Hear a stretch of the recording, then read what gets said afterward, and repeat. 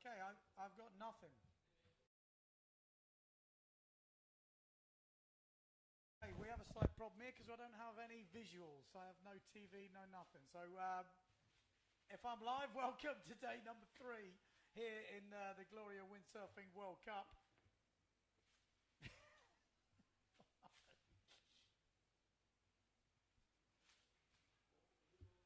Am I live?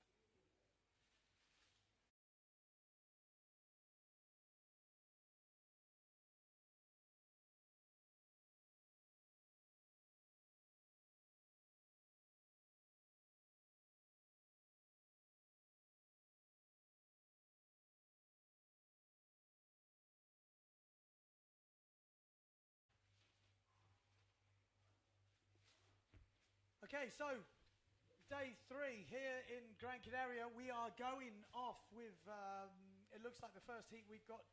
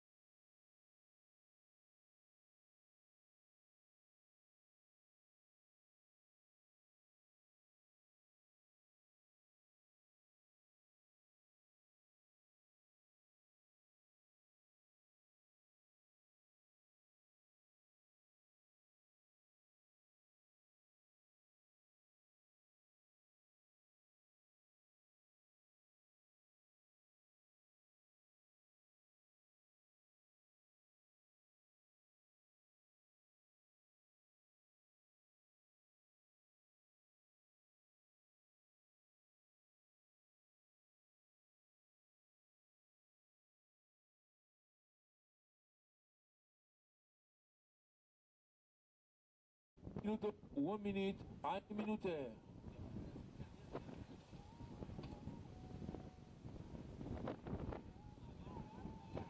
Atención, preparados.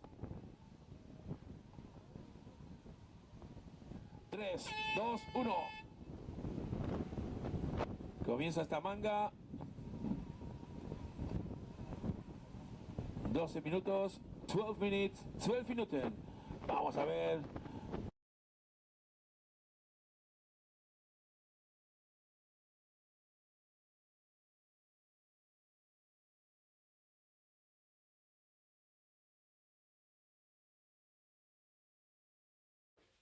Okay, so we are up and running. Under 15 girls. A nice little forward to kick things off there. That was pretty tasty. Oh, is this the girls? Wow, they are absolutely flying. Two forwards loops on that first round. We've got Trina Gobish from what I can work out here, and we've got Akita from Japan, although they have definitely improved over the winter. Impressive stuff. Just need to get a closer look, but there was some decent stunts being thrown down with day number 3 here in Gran Canaria for the Gloria Windsurf World Cup. Not the crazy pozo conditions we were hoping to find, but we've definitely got competable conditions, that's for sure. I actually just did a walk around this morning. We were hoping to get it online, but yeah, that is Akita. That was a really good start to the heat from both riders. 2.25 for the first forward loop.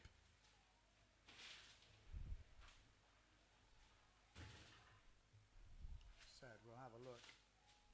Oh, just a 0.5 on the other side of the draw for the forward loop from Akita. But still good to see.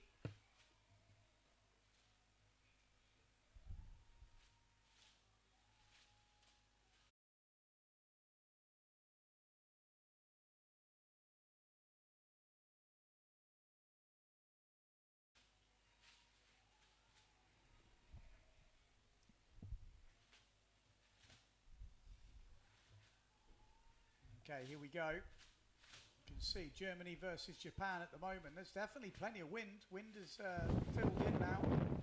Some little ramps coming through.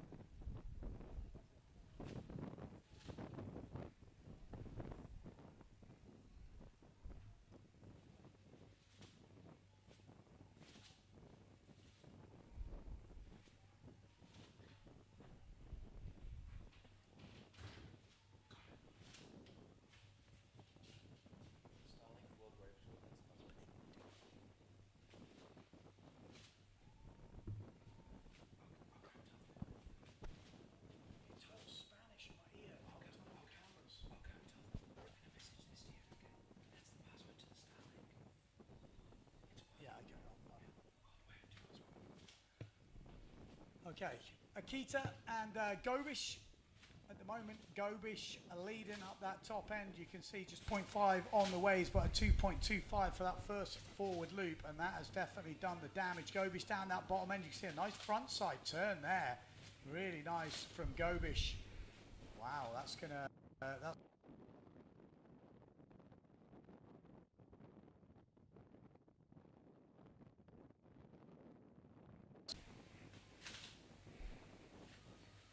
a really good start to see. It looks like they're going to have 3 rounds in this under 15s category. Just 2 riders in it at the moment, but hopefully it's going to motivate some of the younger girls out there looking on to come in the next years.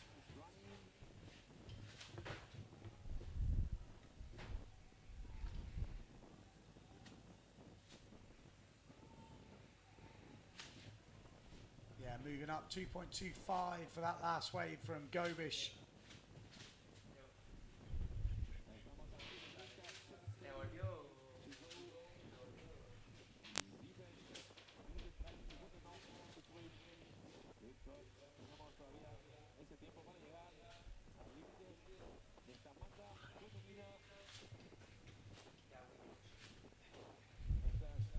Oh, pretty slam of a landing there from Akita. Like I said, we are just getting set up. Oh, that's one of the other guys later on. One of the bigger riders, let's say. Right, let's find out where you are all watching from, listening to. We are getting organised. Like I said, it's been a bit of a slow start, but we are warming up right now. Oh, it's got day 2. I thought we were on day 3. Even I'm getting confused. Right.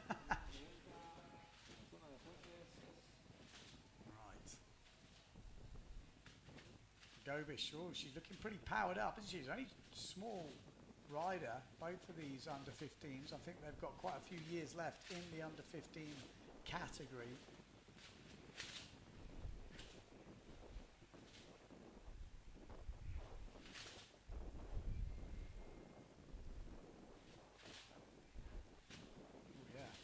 goes. Look at that. It's pretty, pretty nice conditions, I would say, for a lot of. I think a lot of people out there would be loving to be competing in this. Small little waves coming through. Decent wind. Here we go. Gobish. Oh, we've got a bit of a problem here with the set. I don't know if Simeon can come and have a look at this.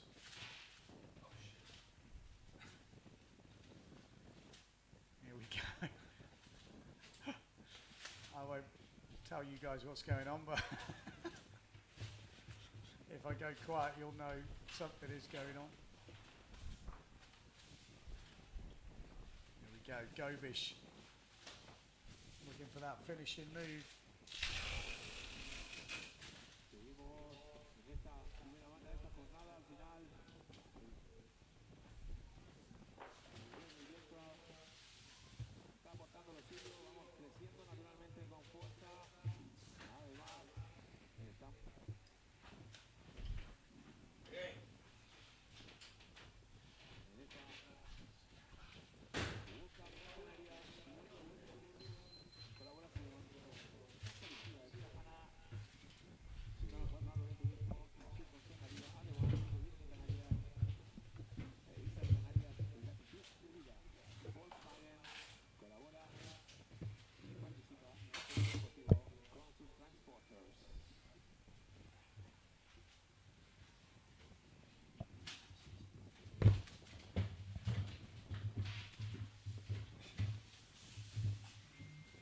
Okay, Gobish.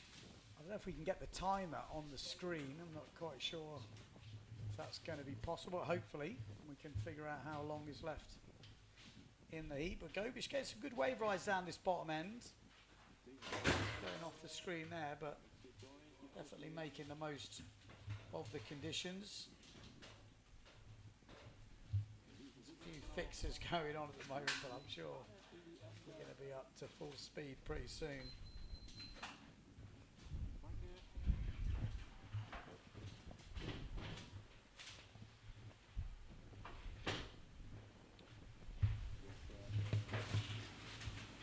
If you are tuning in, let me know where you're watching from. Let me know how the sound is. Someone said it sounds like I'm quite quiet, but hopefully it's working.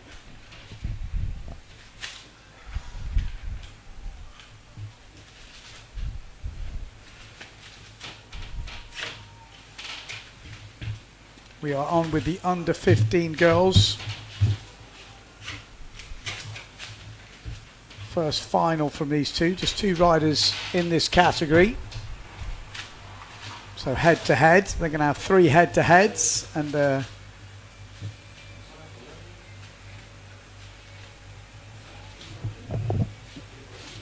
okay, much better. That's what we're hearing. The sound is good. Okay, we're getting warmed up. We're getting ready when the action is heating up as well. Wind is definitely picking up. Look at this. Akita absolutely flying at the moment on the way out. Trine Gobish got quite a good lead.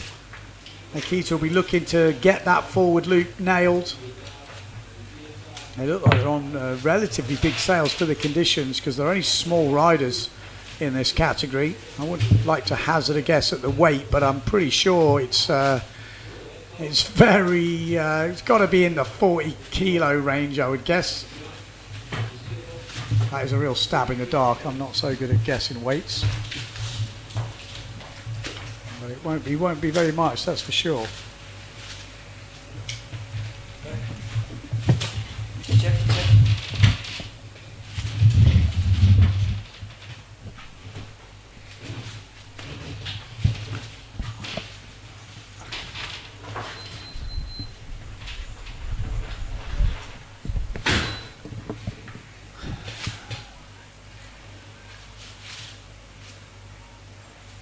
So yeah, hopefully we can get the timer on the screen. That would be useful. So hopefully that will get passed on to the powers that be. That will we can work out exactly how long we've got left in these heats. It should be a 15-minute heat as far as I'm aware.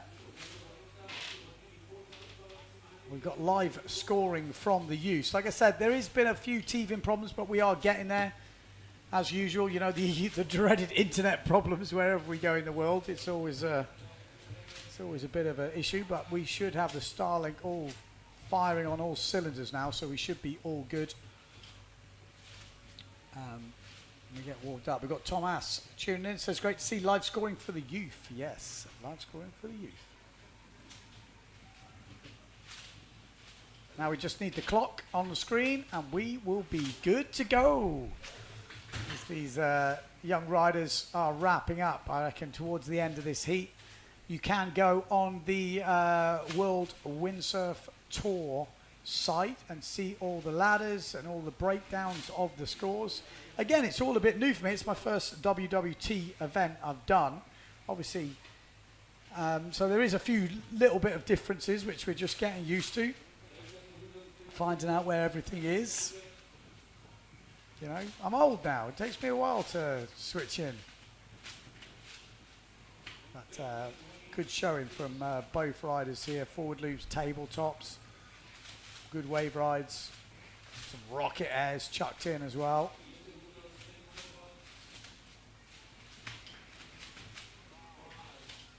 Oh, nice forward loop. Akita at the end. She's going to maybe water start away. Just gets that sail stuck. Oh, unlucky. Really give it a good go there, the Japanese rider. Always smiling. Fumi. So, okay, so we are looking, that is the end of the heat by the looks of it. And we will be moving through the draw. Obviously next heat on the water will be the under 13 boys.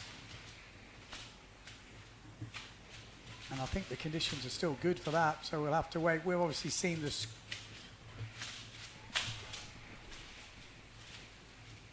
Okay, so I've been told to wrap it up, so I don't know, maybe that's it for the heat. Okay, so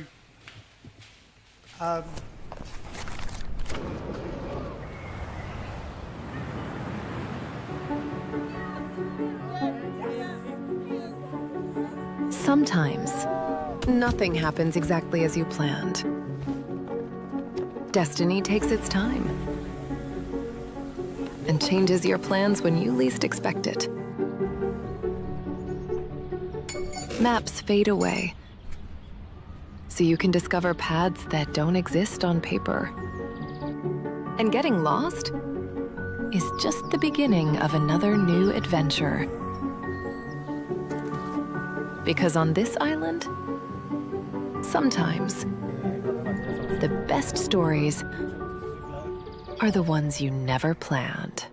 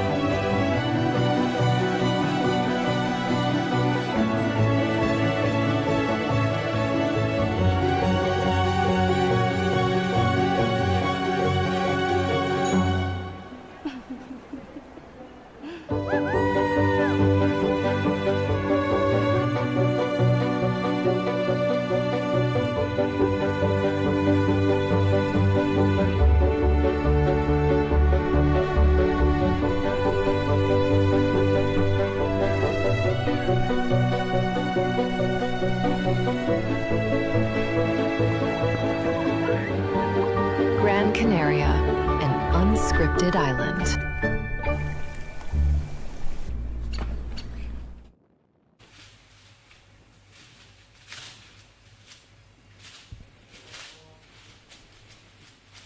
okay, we are back in under let's have a look. It should be under 15 boys, but I'll make sure we are on the same running order. Here we go. Yeah, under 13 boys by the looks of it. Yeah, there we go. Under 13 boys. We've got Eric Clough. We've got Danny Sky. Yeah, John Sky's son.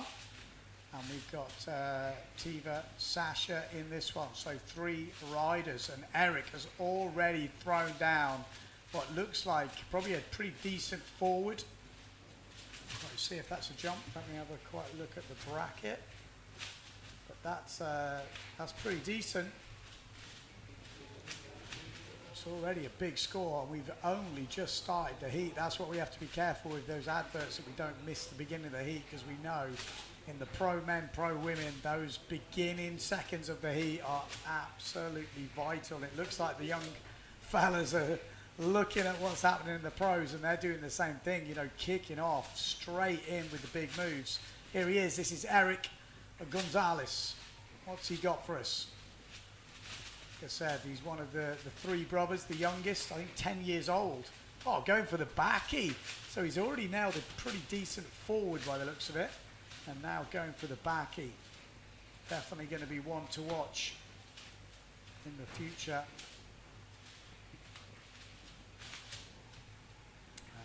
Yeah, forward loop. He got a 4 from one judge, a 6 from another judge, and a 6 from another judge. So 4.66, giving him a 5.5 average for that first forward loop.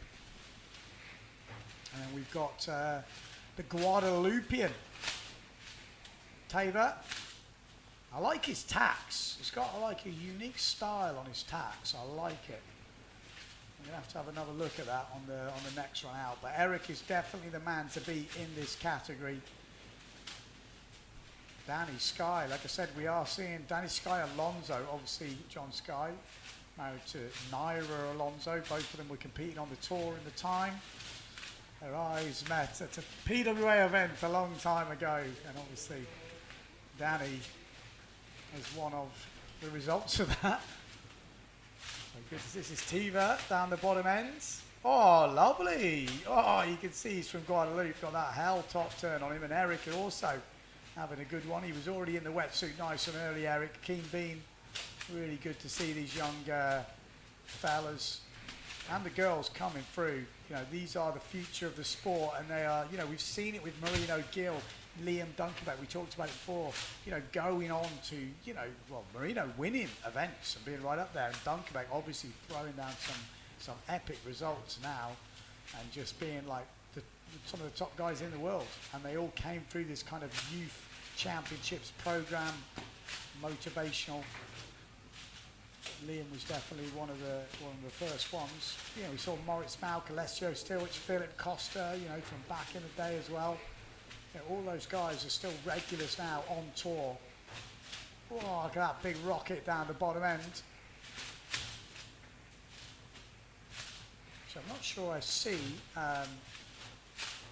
Danny out there at the moment. He had the helmet on yesterday with the microphone. He was had Pons, Joseph Pons, talking to him on the headset, calming him down, you know, talking him through stuff, because apparently that is some of the new rules, that you can use the headset. You're allowed to talk, have a coach talking you through it, which there's a few mixed reactions to that. I'd be interested to hear what you guys at home think about it. Because there was at first point you can have a watch, you can see your scores, and everyone's like, that's funny good. But you can also have like constant communication through something like a BB talking or something like this, you know, which a few people are like, hang on a minute, does that mean someone can tell you what waves to get if you're in Who Keeper and don't get this wave, get this one or this? And they were like, yeah, that is exactly what can happen. So I think that would be interesting to know what you guys think at home.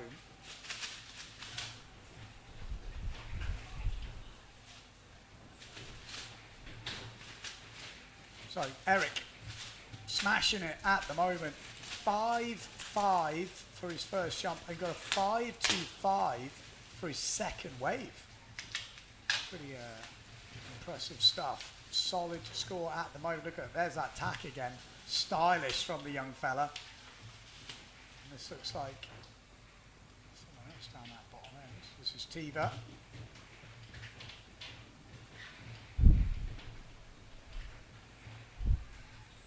careful of this tide. The tide is going out at the moment, so it does get pretty shallow down that bottom end. You have to be a bit careful you don't get stuck. But the guys are flying around. This is like perfect under 13s for me. Oh, there's Danny Sky on the Patrick stuff in the back.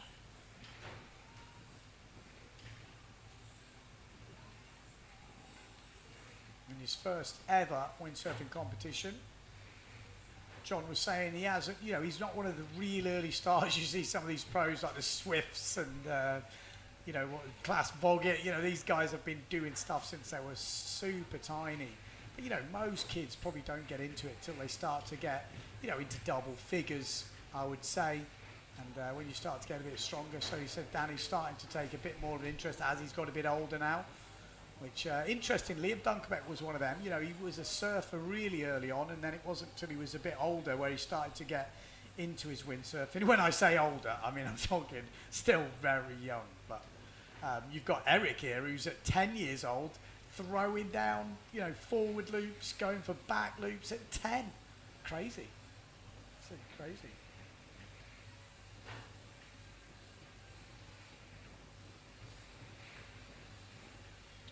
Rasmus says, I think this is talking about the communication on the water. He said, I think for the amateurs it's okay, but for professionals not, because that's something they should figure out themselves. And that was kind of what I was thinking. I was thinking, well, you know, that's part of the skill of it all, isn't it? You know, it's not having a coach from the beach being able to have the best technology and point out all these things. I would have said, I mean, it'd be interesting to see how that rule is taken. If anyone uses it to that extreme, you know, maybe they do. And how much difference it will make. So I think we're going to be watching that with interested eyes, let's say. See if it does have an effect and if anyone really does profit from it, or is it someone's just got to watch and they see the scores coming through. Because we were talking about the other day, and I think seeing your own scores is really useful. You know, had a conversation with Maurice Spout the other day, and he was saying, you know, he thought he got a good wave, but the judges didn't think so. So he was sailing the whole heat thinking, okay, I've got my 2 waves in the bag, I don't need to do anything else. And actually, if he'd have seen his scores, his own scores, he would have then gone, okay, I'll get another wave, I'll do a different wave. Maybe, you know, it didn't look as good as I thought it did, or whatever it is, and you can do it. But seeing the other people's scores, and that can also stress you out, can be useful in the last minute if you know you've got to go massive, or if you know you just need something a little bit of an upgrade. But you have to be careful with that, because the other guy can also upgrade at the same time. So yeah.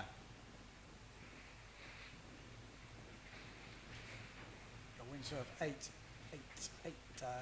Super cool, he says, to see the young ones excited about competing.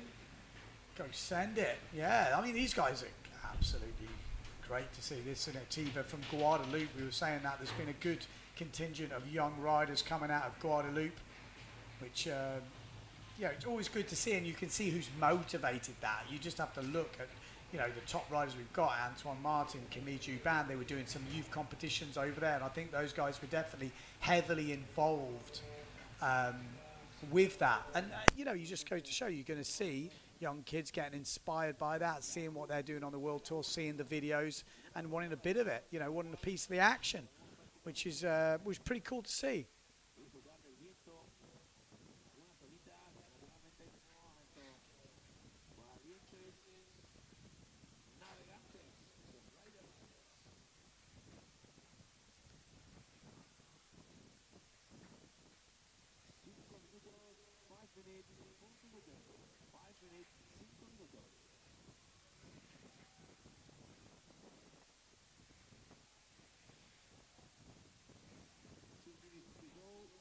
Ooh, just getting a bit hung up there. Like I said, we're still waiting for the clock to come on the screen from the heat clock, which I am told we should be able to get. I'm not quite sure if there's a technical problem with that, but hopefully we should get that on very soon.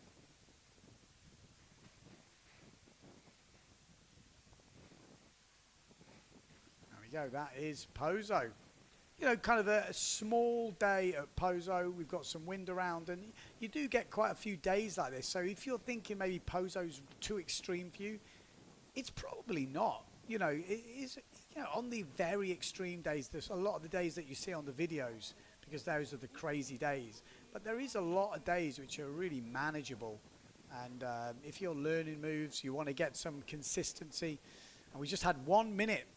1 minute to go now. So it does look like Eric has got this wrapped up.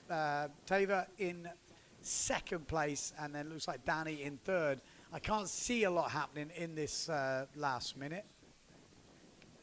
Okay, so it turns out I'm absolutely blind. There is a clock already there. It's in red at the top. So, yeah, 40 seconds to go. Oh, there we go. I see it now. Apologies.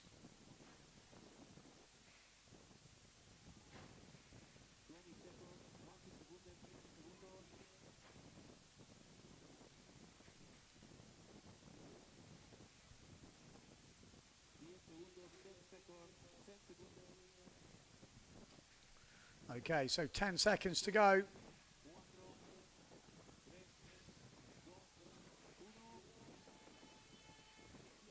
And there we go. He is over, and it looks like Eric will take the win there.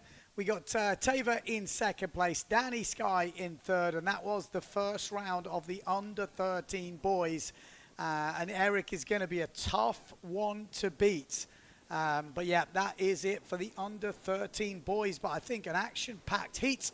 So we're going to go straight to ads now, and we'll see you back for the next round.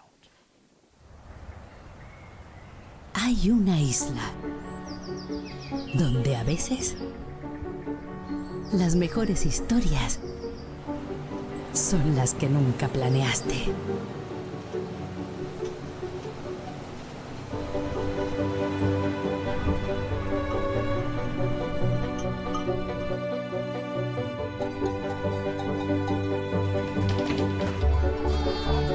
¿Dónde vas? Que no puedo, estoy orientado.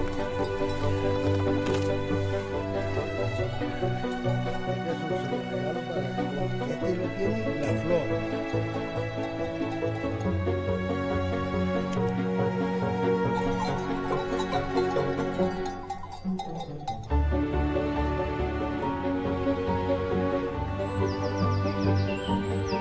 Gran Canaria, una isla sin guión.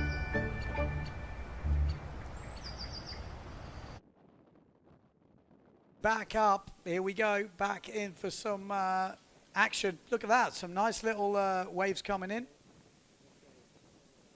We've got under 15 boys redemption heat, but that's going to be pretty tricky because actually the rider that is in this first redemption heat was actually in the heat before the under 13 boys, so I don't know if we've changed the order here. So we've got Dennis, so maybe we have got...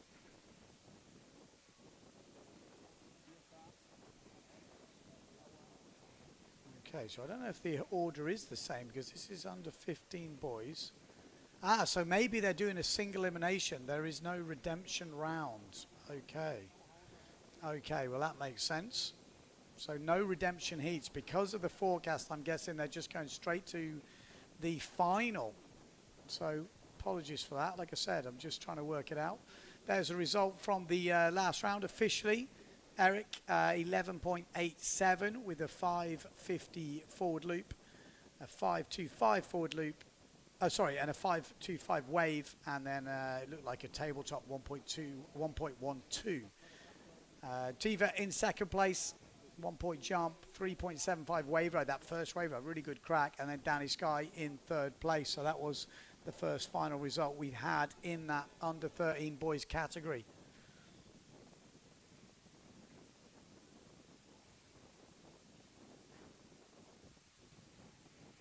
Just having a look at that clock. It says starts in 1 hour. Is that right? Okay, so that is not correct. We are going to go into the final of the under 15 boys. Is that right? I'll be honest. I'm a little confused at the moment. Let's see. Because obviously we had the redemption rounds to run. So if they don't run those, I have a feeling the second place rider goes into that final. But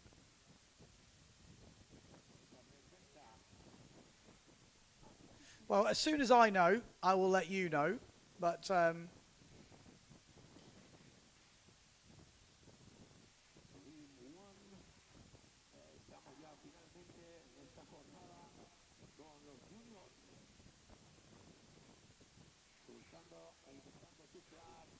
okay, so we have started. So it looks like it's going to be a rerun.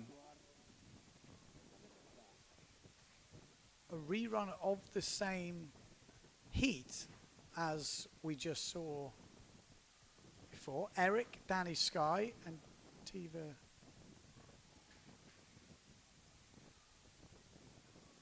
Yeah, that looks like Treen and Fumi maybe.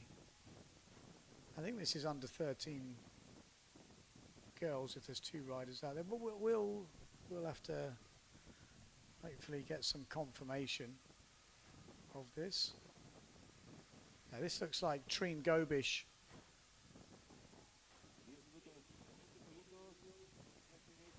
But that's Danny Dunkerbeck.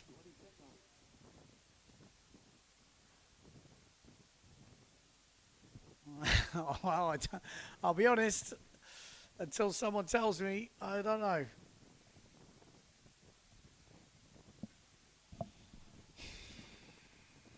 That's definitely Treen Gobish, so my guess would be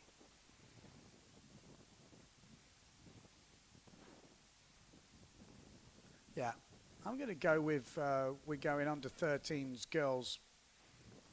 But that's Tave. No, because that's Hannes. Okay, maybe that's the young Gobish. So yeah, Anton Gobish. Okay, so it is. Teva's in back-to-back heats. You're not used to seeing that. So Teva, Anton Gobish, and Daniel Dunkerbeck. We've got the under 15 boys. It is the redemption. Okay, heat one. Okay, there we go. We got there in the end. It was exactly what I thought in the first place, but it was just interesting seeing someone to do back-to-back heats. You don't usually see that. So Teva's definitely getting his money's worth here from Guadeloupe. Well, he's come a long way, so why not? Here we go. Anton Gobish. He is a twin with Trina Gobish. But the same gear. So we got obviously another Dunkerbeck in this one. Oh, forward loop from Anton Gobish. He's going to get it up. Yeah. Sails away.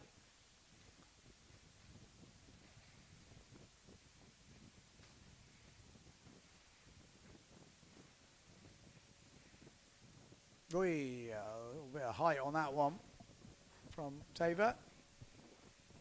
These young kids, they don't run out of energy anyway, do they?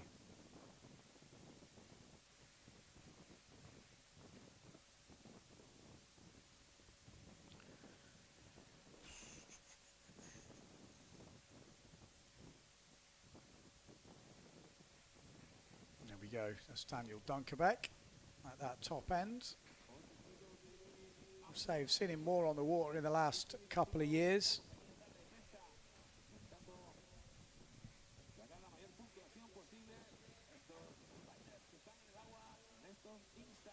Oh, Teva takes the lead.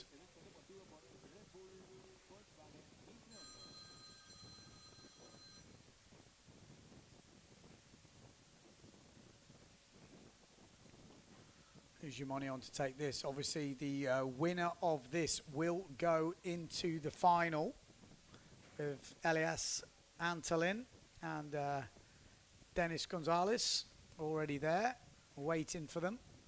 Those two riders were looking pretty tasty, I've got to say. They're going to be tough to beat. But these guys are going to give it a good go at the moment. Anton Gobish in third place, Daniel Dunkerbeck in second, but Teva Sasha in first place.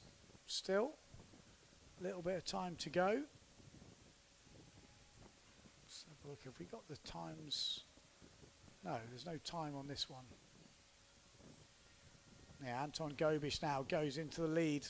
Got a 5-point forward loop, just lock it in. 2.5 on his wave score. Oh, Daniel Dunkerbeck goes for the osmosis. No hander. No hander lander. Bomb. Oh, look at the rocks. You can see down there a few rocks poking up. You got, like I said, you've got to be careful at this low tide with the small waves, because the reason they're breaking, oh my God, with the drone, you can really see how shallow it is, can't you? Quite scary. Oh, I guess a bit of a rocket. You see the rocks. He must have been going over it, but Tava's got a bit of a difficult one now. Tava on that bottom end. This is Dunkerbeck. Turning it around on the inside.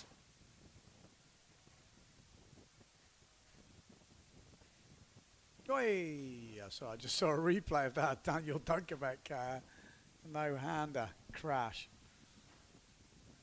But you can see it's quite onshore and they're cutting it really close to the bunker.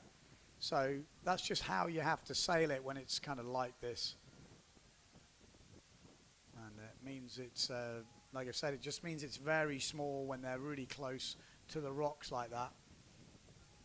Really interesting to see that drone shot actually, and you can see pretty much every rock on that Pozo bottom shore. Like I said, a lot of people I'm sure out there would love these type of conditions. You know, not crazy windy, but windy, and a few little ramps every now and again. Obviously for the main competition to kick off, we really need a few bigger waves to be coming through, but you'd be surprised what some of the good guys, you know, the top boys and the top girls can do in these conditions. Oh, Anton Gobish, he's cutting it close down there in the shallow water. You do have to be careful, like I say, on that shallow stuff. It's hard to get off it. This is Daniel Dunkerbeck on the Severn, looking for a wave to ride. Here we go. This is Tiva. What's he got for us? Say, had a pretty decent wave ride in the previous heat. Got the place to himself for the last almost 20 minutes.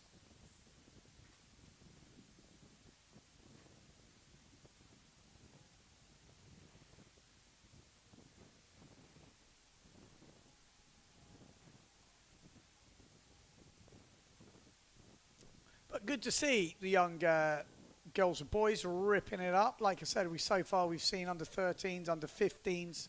So these guys, you can imagine in a few years, will be absolutely going huge, throwing down some big moves. They're already throwing it down at this age. You can only imagine what they're going to be doing, you know, in a few years' time, especially when you think how long they come here for and how long they're sailing every day. Pozo is just so consistent in terms of getting on the water. You know, you're not going to get down the line conditions in here in actual Pozo, but even Gran Canaria, you can get quite a lot of options. Just gone past 3 minutes, I'm being told. So 3 minutes till the end of the heat, and at the moment Anton Gobish looking in control of this redemption round, and if it stays like this, he will find himself going into the final. And obviously we've got another redemption round coming up after this one.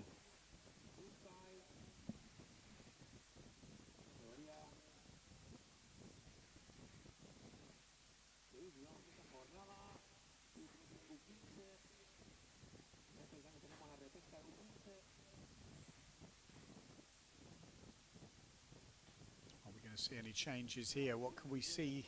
What would need to happen? Well, they're probably going to have to up their jump scores. That 5-point jump score from Anton Gobish is really doing the damage, and then he's got a backup jump of a 3.38. I think it has to be different to the forward loop. I'll have to correct me if I'm wrong. I don't think they can do the same jump twice, although maybe in the junior category. I'll have to have a check.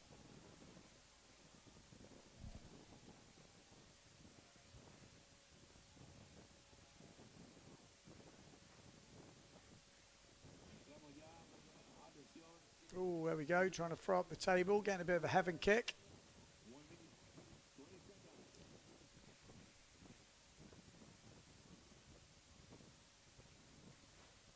If you are just joining us, we're with the under 15 boys. 8 riders in this category. We're on redemption round, heat number 1. Nice forward loop there from Anton Gobish again. He's not slowing down, is he, at the moment? At the moment, leading this heat. 10.88 at the moment.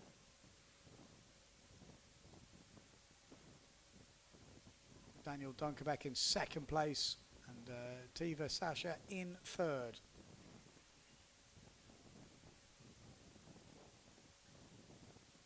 Yeah, forward loop. It's got solid 5s for his forward loop, Anton Gobish. Bit of a mixed bag on his other forward loop. Some gave him 2.5s, one judge gave him 3.5, and one judge gave him 4. So definitely a mixed bag there. But one thing we know is he's definitely leading. Really interesting. You can see all the breakdown of the scores if you go on the worldwindsurftour.com. And then you have to navigate to the under 15s bracket. There we go. I think that could be the end of the heat. I heard the hooter.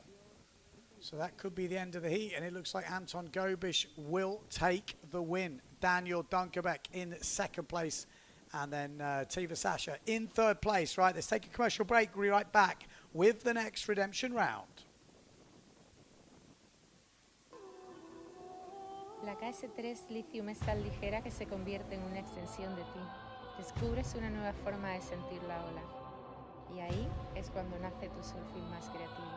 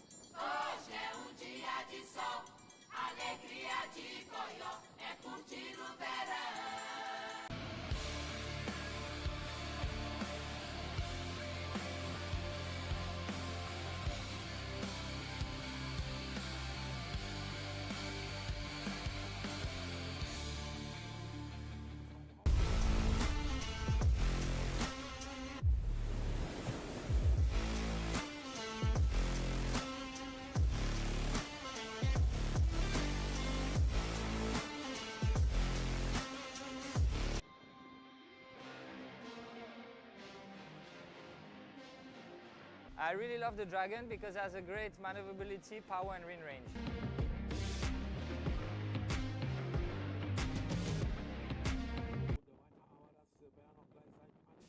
I have to say, pretty cool to see some windsurfing adverts in there. I haven't seen a lot of those adverts before.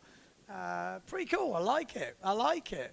I'm into that. Next up. Wow.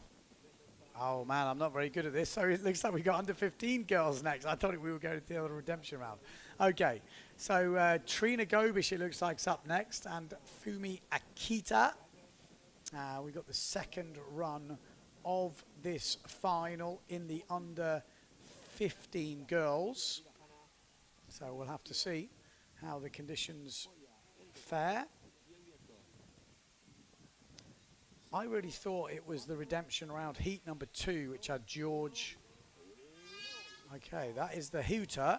That is the confirmation of the heat results from before. Anton Gobish, Daniel Dunkerbeck, Tiva Sasha. So Anton Gobish will go through to the final, but we're into the next round. I'm pretty sure we've got redemption round heat 2. Yeah, we do. Okay.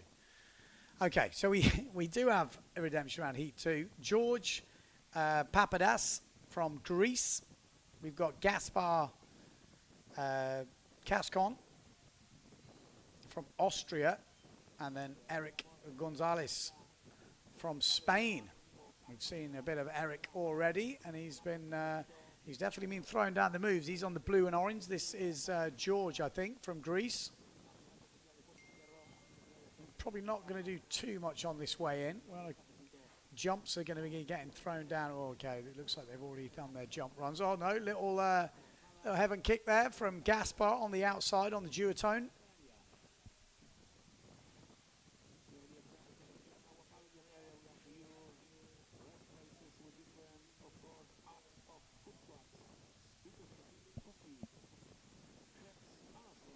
This is Eric.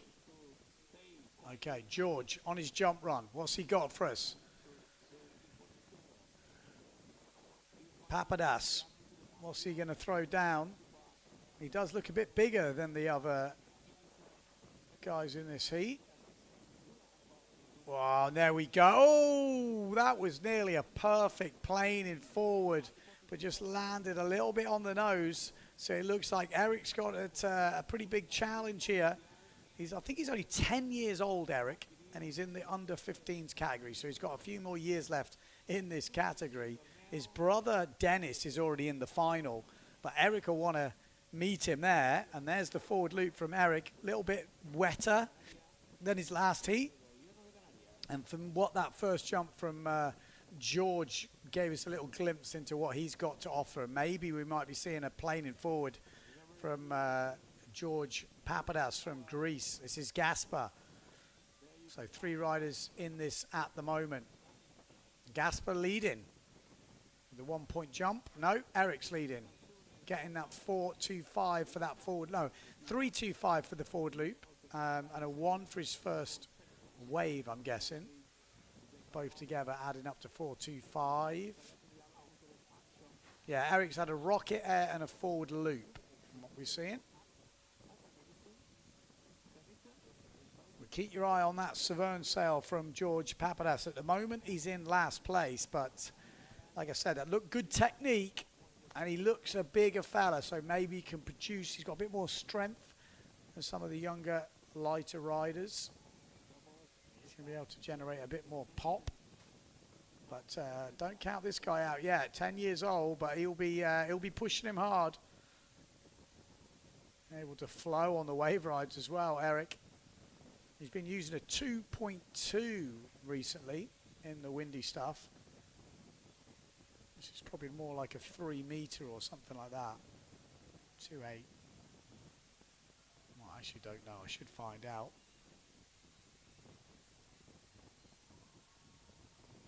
So, Eric heading out. He's going to want a clean forward loop. He's already got that pretty decent one, but it was a little bit damp. If he finds a nice ramp, I think we're going to see him launch into another forward loop. Oh, he's got a ramp here. Keep your eye on Eric. Oh, couldn't quite find the compression on takeoff.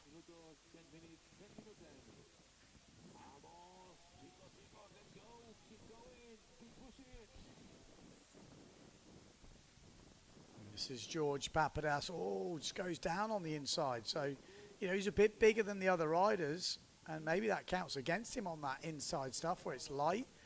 I do like that. It's a stylish tack Eric's got on him. We're going to have to analyse that at some point.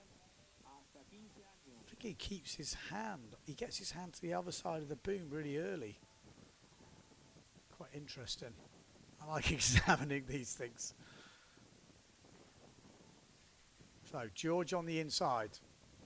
Eric coming in on the outside, on the simmer. So you've got the Severn of George just pumping onto the plane. Keep your eye on that red sail from George. I think he's going to want to throw down that forward loop. So we keep that red sail in the shot. We're looking at Eric now. Here we go. He's got the ramp. Oh, he's trying to throw up a tabletop, but couldn't get the extension.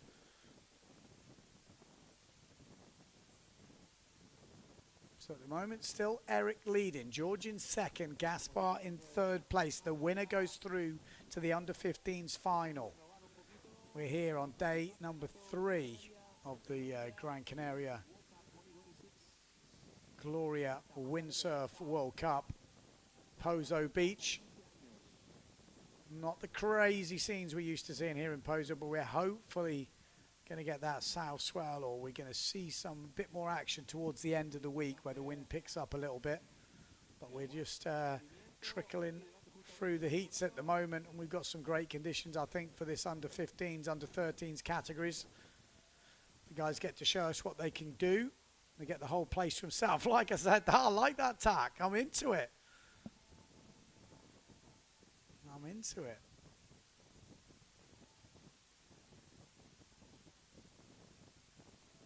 So, Eric, still leading. What can this guy do about it? George Papadas from Greece. We've seen a few more Greek riders more recently. Here he is. Oh, he got a bit more tweak on that. Definitely got a bit more tweak on that. That's going to be his highest scoring jump. Whoa, actually, I'll take it back. Maybe he did get that forward loop in, because there's a 5.22 for a forward loop in there. So, yeah, maybe he did do that. I must have missed it. But I think that's going to improve his second jump score as well.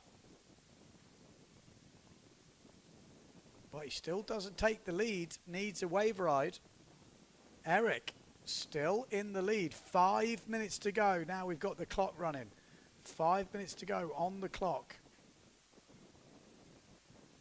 Could the 10-year-old get through to the final? Feels like it could be a bit like England's football game last night. Hanging on as they're pushing hard, but Eric is definitely throwing it down. I think he's got a better forward loop up his sleeve as well. If he can find the ramp, he could extend his scores. Gaspar's got a bit of work to do, but always a happy chap, Gaspar. Always great to see him here in Pozo. Been a regular over the years.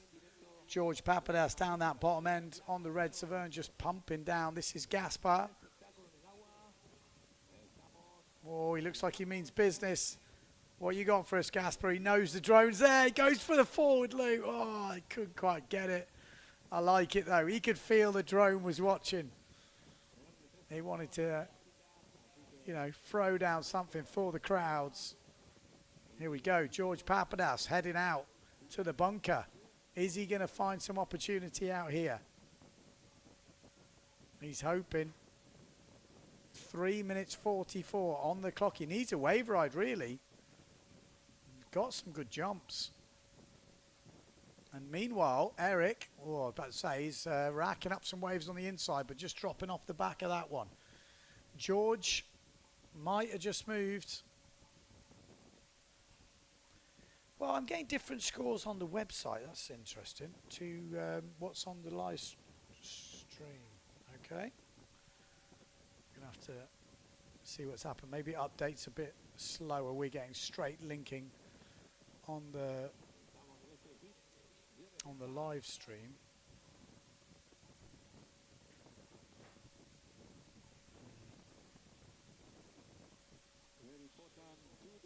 Okay, this is Eric. Will he get a jump in? Looking for that ramp. It's obviously a bit easier on the inside. The ramps come a bit more cross-shore at you. As you go further out, they're a little bit more from the side. But Eric still got his eye on something maybe out here. No, he's going to go for the tack. There you go. I'm loving it. I think we have to, oh, this looks good. Oh, not so good. But that was a great looking bottom turn there. George Papadas needed that, really. He's still trailing by 1 point. Just needs a 1.5 wave. So it doesn't really need a big score. And that wave is upgraded. No-handed burner at the top end, but he's not in the heat. Just doing a bit of freestyle, this guy. But he isn't in this heat. I don't know if someone can tell the powers that be that this guy is not in the heat. There we go. So George, with 1 minute 55 to go, he needs a wave here if he's going to get into that final. Eric needs to maybe, what can he do? He can improve his forward loop, and I think he can improve his wave a little bit as well. So plenty of upgrades to come, and the time is ticking down, and George is pretty close to Gaspar there. Oh, George running out of time, but he needs the wave. It's really easy to get, like, you know, your head down. He doesn't need anything else. He needs waves, really. just any sort of wave ride, like a top turn on any wave would probably put him through to the next round as the scores stand right now. And he's going to get one more run to do it. 1 minute 10 seconds on the clock. All of Greece will be this is when the you know, someone in your ear to say, hey, you need to get a wave ride, could really help calm you down. But he's going to be close to not making it back over the bunker here. He's not going to have any room to wave ride. Oh, Eric fans will be pretty happy. The Spanish contingent will be starting to smile right now. 50 seconds to go. Eric in control. Keep your eye on George, though. We need to see that red sail from George Papadas. He's the guy who can make the move. 35 seconds to go. Can he find a wave ride? Can we find the red sail from George Papadas, please? We need to see the other guy, because that's where the excitement would be. This guy's already leading. He's wave riding on the inside. I can see him in the background, but we didn't see it close enough to understand, was that enough? It wouldn't need to be much. It would need to be a 1.5 wave ride. We saw him bottom turn. We saw him top turn. Was that enough to get the score? This guy's not in the heat. And that's it. That is the end of the heat. I don't think he got the score.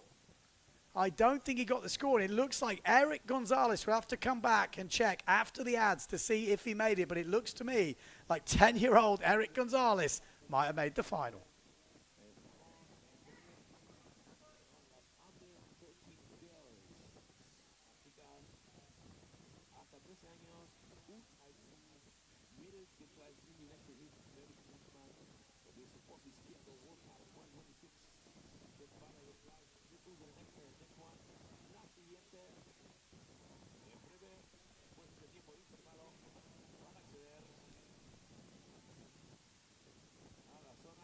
Are you a windsurfing school, instructor, or club?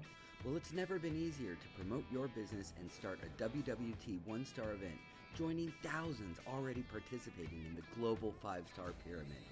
One-star events are open to all ages and all skill levels. Flat water? No problem. Waves? No problem. The only requirement is fun.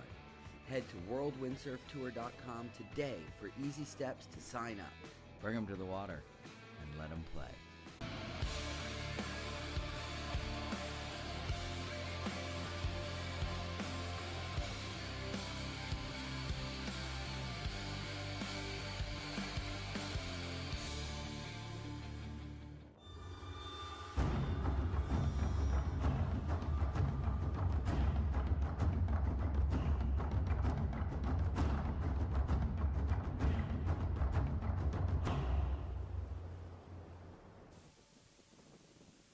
Okay, we're back. We're just going to wait to see the official result from the last round. Has it been locked in by the judges?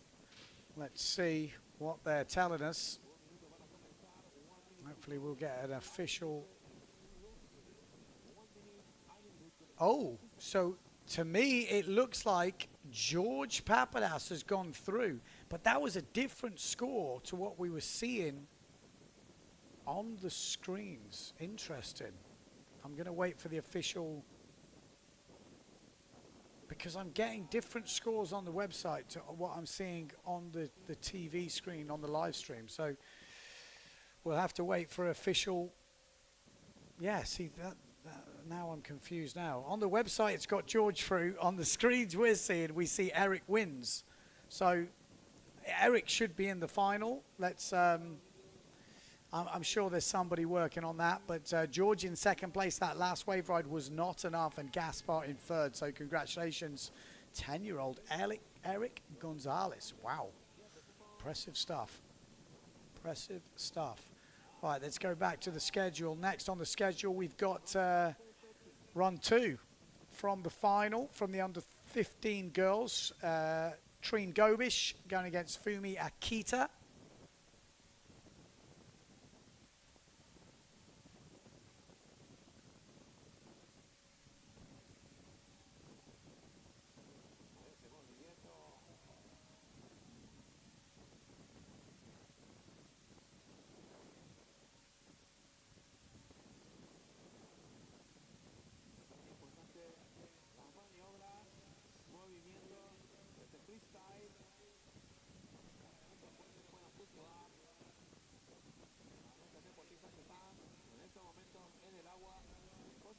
Okay, so we are up and running.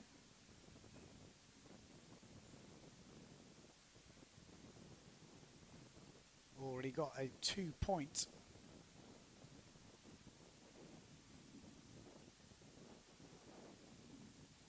jump already in by the looks of it.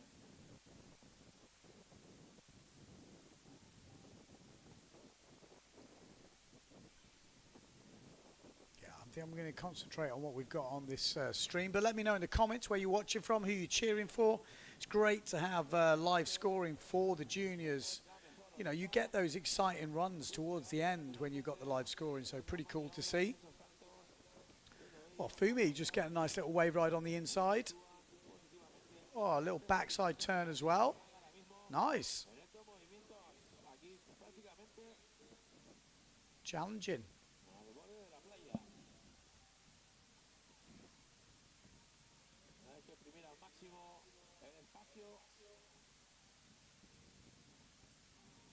There we go, just getting a few little waves on that inside. There's the infamous Pozo Rock. A few people have actually sailed over that thing at a higher tide. Here we go, Trina Gobish.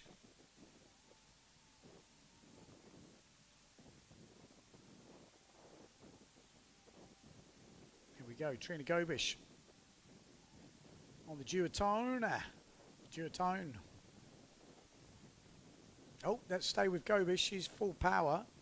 Going to get a jump there. Yes. Nice little forward loop. Let's stay with her. Looks like she sailed away from it. Yeah, she did. Just seeing her come into the shot now.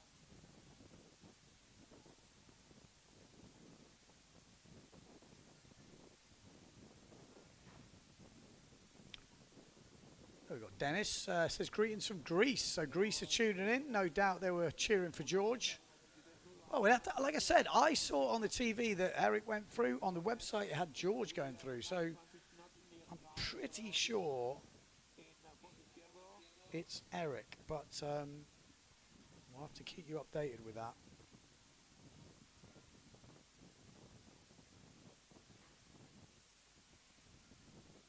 At the moment, Trina Gobish leading this one, wave 1.12, and that's, yeah, 3.5 for that wave from Fumi. That's what George needed, you know, front side and then to a back side, just working the wave. It's not easy, that's for sure. Another good turn from one of the girls here, Trina Gobish. Nice front side, and she's going back for more, just picking up speed.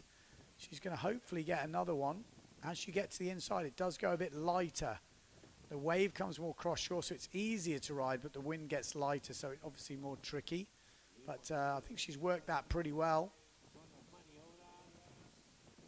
Keeping busy.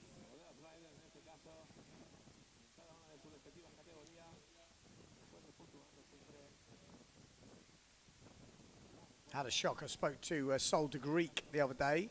She's still 16 years old.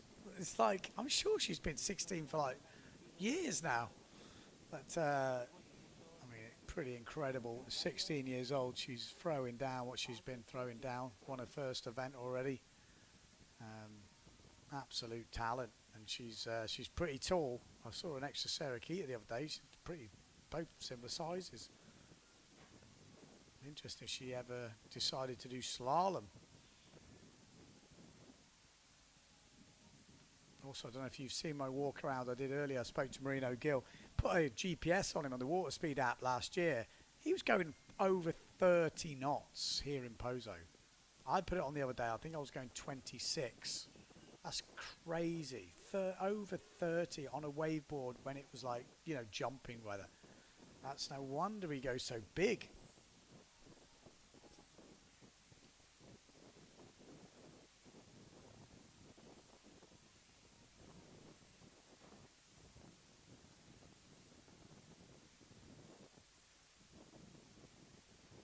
Just had its official. Masters and Grand Masters are released for the day.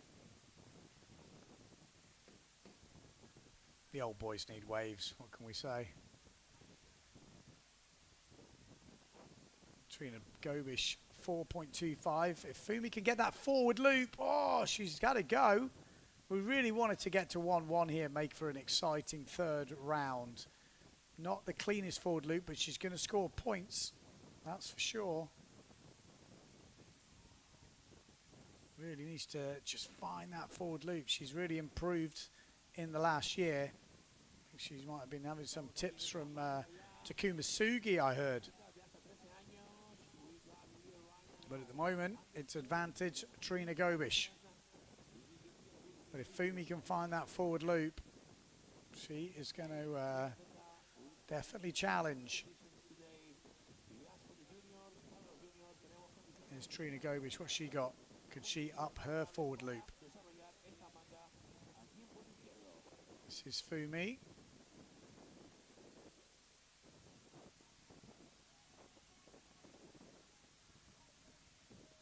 Nice colourful board. Trina Gobish. Oh, forward loop from Trine. Oh, does get it up in the end. And what was her last forward loop? Her last forward loop was only scoring a 1. Oh, wow. So that will, I would imagine, improve on a 1. Wait for that score to drop. 4 minutes 45 seconds on the clock.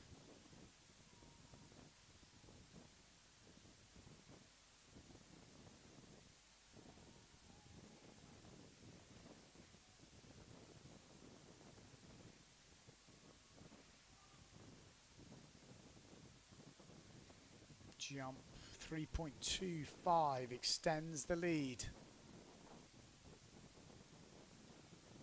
Fumi, she needs the forward loop.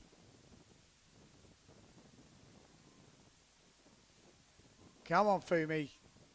We need it to go to the third round. We want a sudden death playoff. Like I say, nice clean forward loop would really throw the cat amongst the pigeons, so to speak. Just under 4 minutes to go.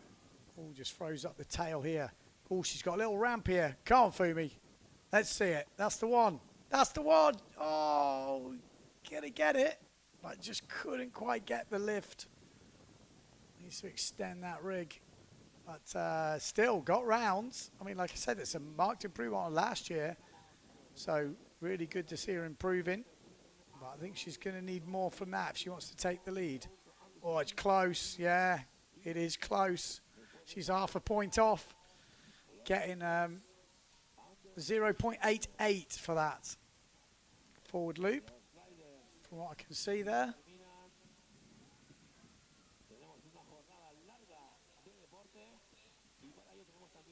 Yeah, 0.8. Oh, that was for the rocket. They're marking these forward loops pretty harshly, to be fair.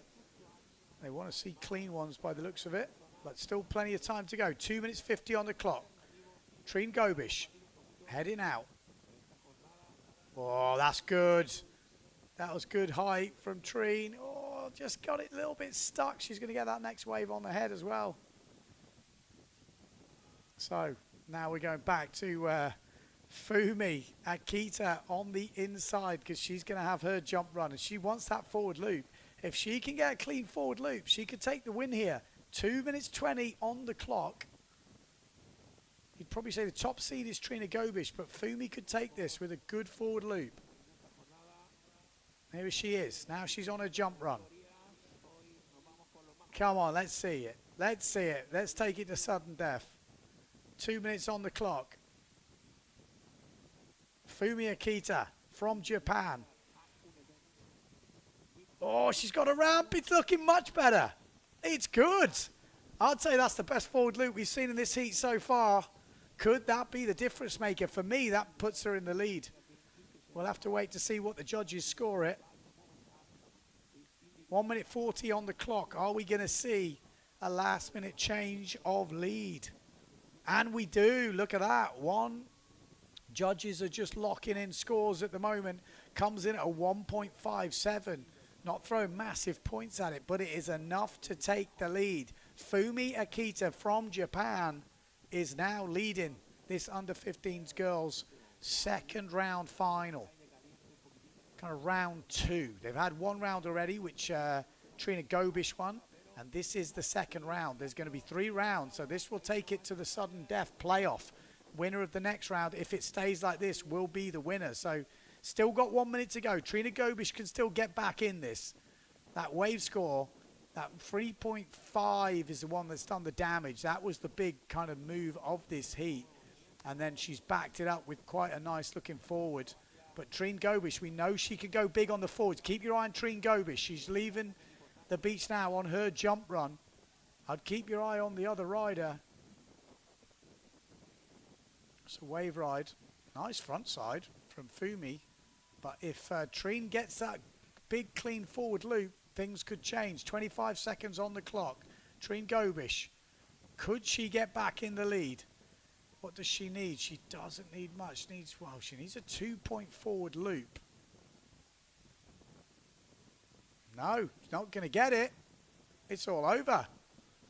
Fumi Akita will take this with 5 seconds to go. Really impressive stuff and a great improvement from last year from Fumi Akita from Japan, and makes it 1-1 in the under-15s girls final. Okay, we're going straight to the ads. We'll come back with confirmed results very soon. There's an island where sometimes the best stories are the ones you never planned.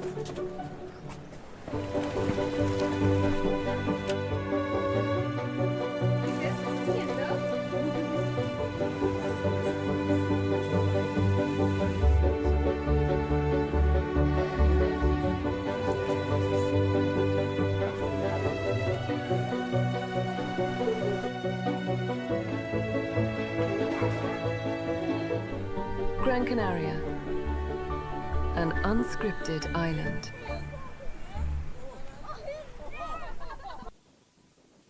Okay, we're back in, just waiting for confirmation of those results, but it looked pretty clear, and there we go. Fumi Akita takes the win, 6.07.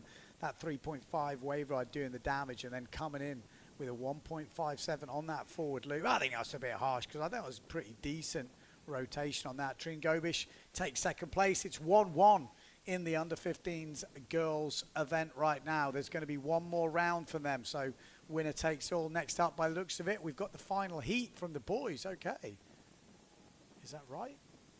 Okay, well, it's going to be, if it is this, we've got yeah,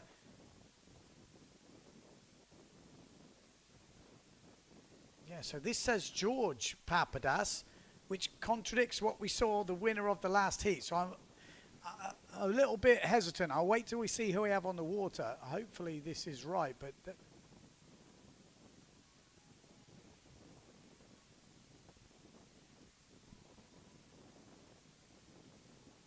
okay, we've also got Elias Antolin. We've got Dennis Gonzalez, Anton Gobish, and George Papadas. Like I said, I'm not sure about that. I'm going to wait and see, because we saw the event, we saw the heat lead. The winner of the heat was Eric Gonzalez. So in theory, he should be in this final, unless something has changed. But that is definitely George Papadas there.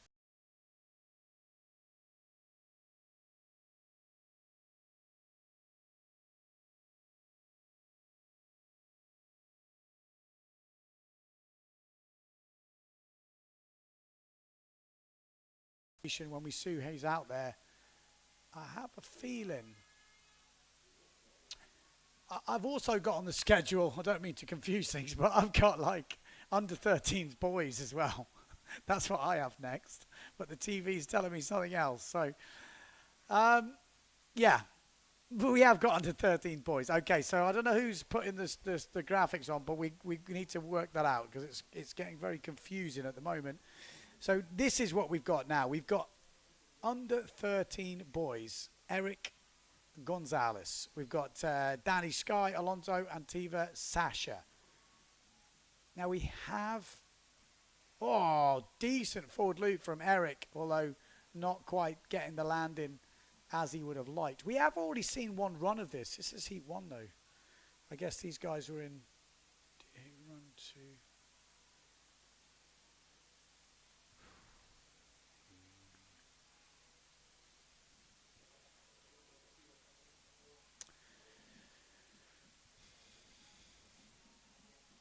yeah, a few different systems we're just working out at the moment.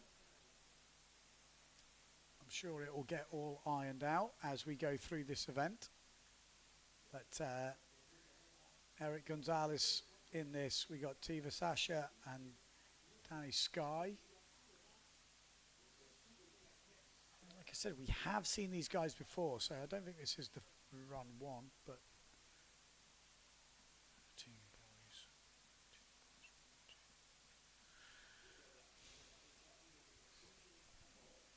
boys. Oi, just throwing up the fins.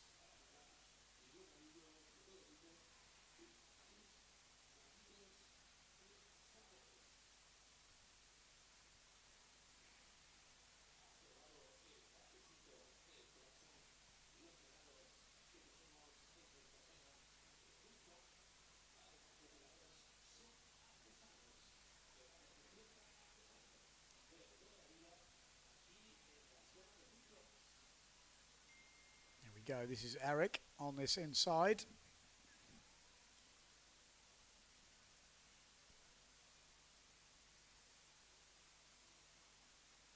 Just going to do my best to have a look through some of those final results from those early rounds.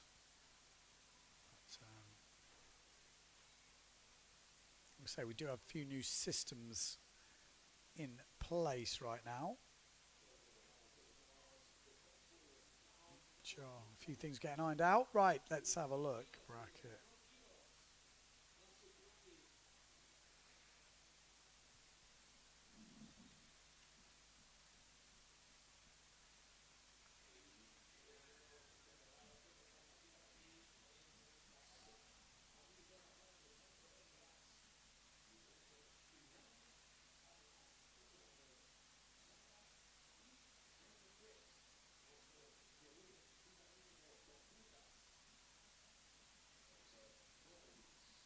Okay, so Eric on your left-hand side. We've got Tiva on the right-hand side. Both flying out, plenty of speed. Nice floaty jump there and a lovely forward loop from Eric Gonzalez.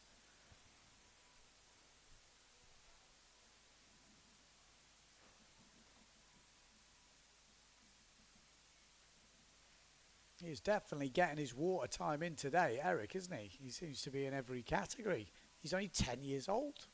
Pretty impressive. Getting the heats. 10 years old. Who was doing forward loops at 10 years old? Anyone in the chat doing 10 years? Anyone doing forward loops now? And what age did you learn to forward loop? That's what you got to let me know. Got great conditions for the young guys. I hate it actually when we run the young kids when it's a high tide. Like this is kind of perfect to run them at the low tide because you get these little peaks and waves, you know, around. So at least you can throw in some jumps. At the high tide, it's really tricky. There's not much shape to the wave unless it's wavy. And that was a nice backside air there from Eric. That's gonna, I think, score pretty good with the judges. I think they'll like that. He's already got that forward loop coming in at 4 points, waiting for his wave to score now. He's already got a 1 on the board at the moment. Oh, he's right down on the rocks there. You can tell he's from Guadeloupe. He's not scared of a bit of reef, but he is right on it. I mean, literally, I'll be very impressed if he gets off it. He needs to really turn around and go back out to sea. Because, yeah, that's not a great position to be in from Tiva there.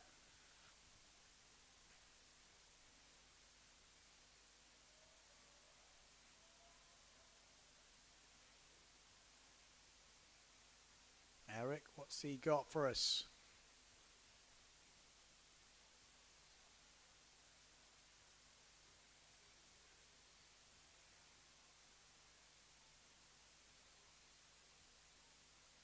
Oh, he's made it off the rocks. Easy. What am I talking about? I've got no clue. He's absolutely been totally fine here. Say good to see guys travelling from all around the world to be here in Pozo. This has definitely got some of the biggest turnouts for the junior category. Like I said, it's just a great place to come on holiday for the summer if you're a young windsurfing enthusiast. You've got to bring small sails, don't get me wrong. It's like a whole different world over here. Yes, it's windy, but with the right equipment, you can be sailing all summer, literally all summer. It's cheating. I look when I grew up on the lakes in Wales, and I look at some of the kids here, and I'm thinking, my life, what a life this would be. A whole different world. Sailing literally every day you want to sail. Very rare you don't get on the water in the summer here in Gran Canaria.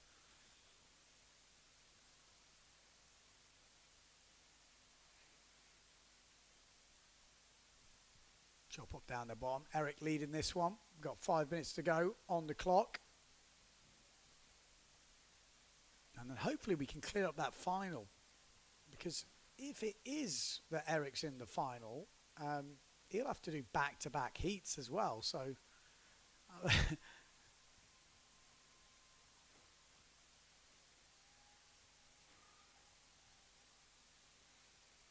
because for anyone looking at the website, it does look like George won the heat, but we also saw that Eric actually scored more than the score that George has on the website. So it's almost like it hasn't updated it.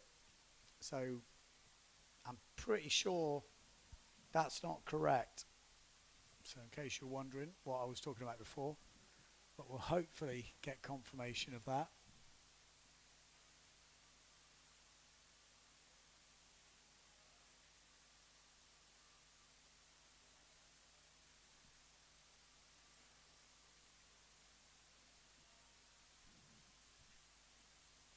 Four minutes on the clock.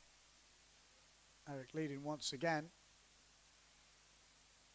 Tiva in second place. Danny Sky in third.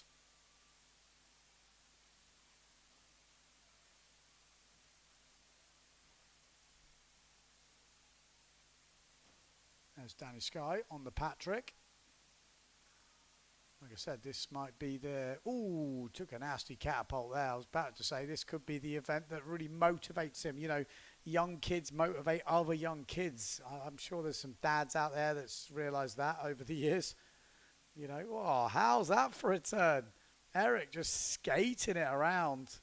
I think he's getting this wrapped up. That looked pretty tasty.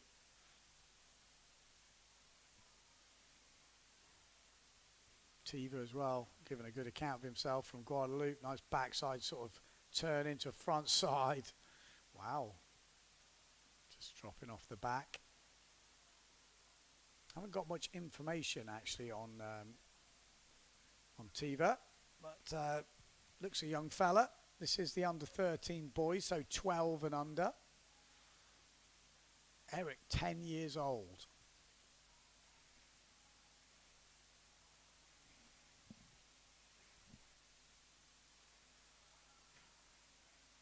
We're going to have some big fights in the under 15s final as well. Got Elias, Antolin, Dennis, Gonzalez, both of those two. It's, you know, quite evenly matched, I would say. One's maybe a bit stronger on the jumps, one's a bit stronger on the waves. We could have younger brother to Dennis, Eric, joining them in that final. We'll have to see who it is between him and George Papadas. And then we've also got Gobish as well, coming up in that under 15s final. And this is Danny Sky. Like I said, is this the turning point? Is this when he gets super motivated to be getting on the windsurf board a bit more? But giving it a good crack, great to see.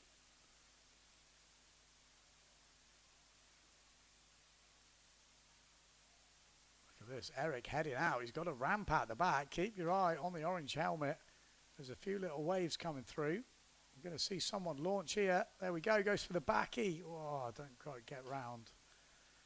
That's a great effort, that. There we go. Wave coming in at a 5.75. A jump score of a 4 and a 4.38. Highest heat score of the day. 14.13. So good to have the live scoring for the juniors.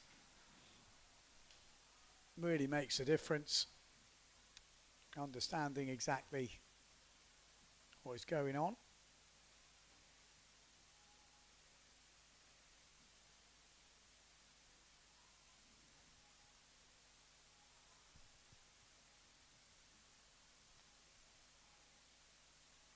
"35 seconds to go."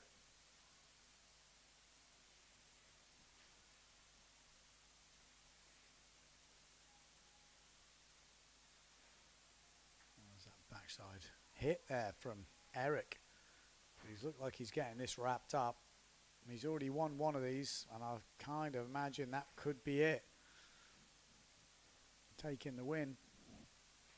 Once again, Eric Gonzalez with the heat score of the day, 14-1-3 in the under-13 boys category. Tiva Sasha in second place, 6-8-8. And then Danny Sky in his first ever windsurfing competition. Having it, having it.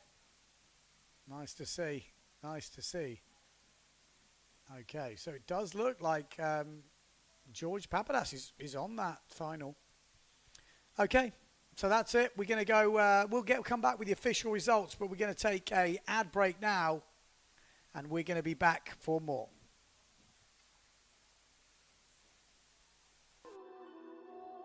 La KS3 Lithium es tan ligera que se convierte en una extensión de ti. Descubres una nueva forma de sentir la ola. Y ahí es cuando nace tu surfing más creativo.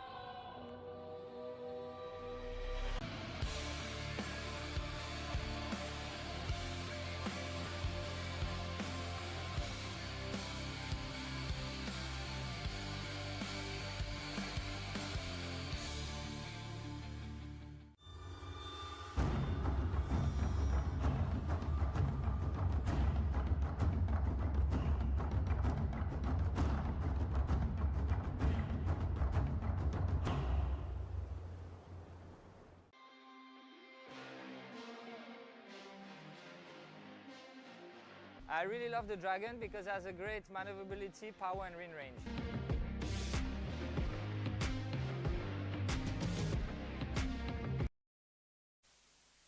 Okay, here we go. Back. Let's have a look at that confirmed results.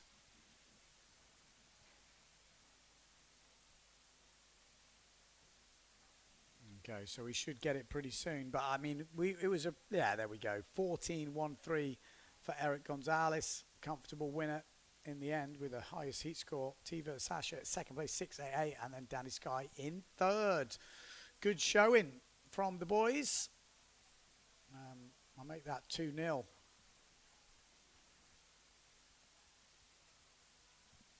Right, we should have the final of the under 15 boys up next. By my calculations, we've got, well, I'll wait for the graphic. But Eric Antolin, we're going to have in this one. We're going to have Dennis Gonzalez, Anton Gobish. As far as I know, it was Eric Gonzalez, but it does say George Papadas here. But the scores don't look right to me, and the website was definitely telling us something different to what we saw on the screen. So it'll be interesting to see who turns up for this. Does look like George is there, so it is going to be George Papadas does make it. So we'll have to check that. We've got the Goya of Elias Antolin. Now these guys, a couple of them living in Tarifa, so they get plenty of practice in this sort of stuff, I'm sure.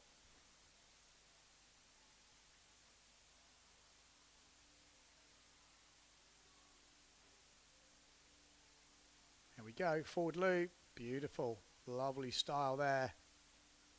I think that was Elias Antolin.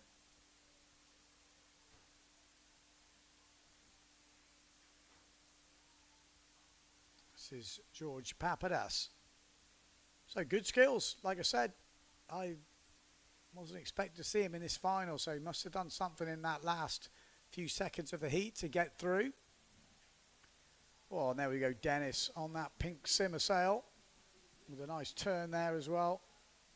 We've got George Papadas on the Severn, the red one, just underneath the drone at the moment. And I tell you what, Dennis is still going on that wave. So 2 good turns from Dennis, and it looks like a nice landed forward loop from George Papadas from Greece. So good start to the heat from nearly all the riders there. Anton Gobish yet to find something big enough probably that he would like to keep. And there we go, wave score from Dennis Gonzalez, 5.62. Great way to start the heat.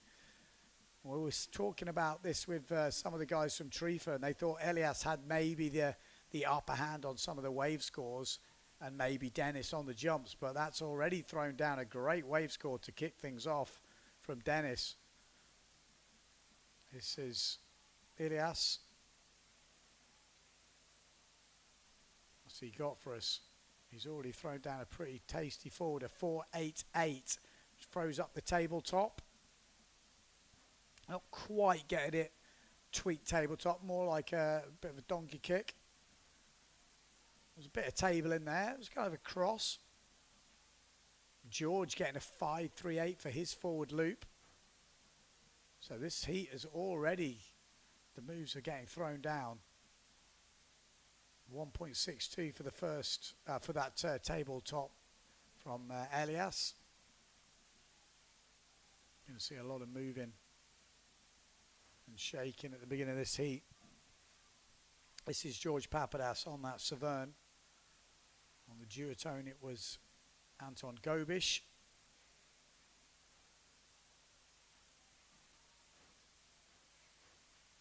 There we go. That's the thing, with this angle we can see a few of the riders all in the same picture. Gives us a good view of exactly what's happening. Anton Gobish down that bottom end forward loop from Dennis, I think. Oh, he's having a good heat so far, Dennis. We should see him go into the lead now when that jump score kicks in. In fact, he's already in the lead. Maybe he's had a little tabletop in there as well, but I'm pretty sure when that forward loop goes in, his score's could go past 10 points.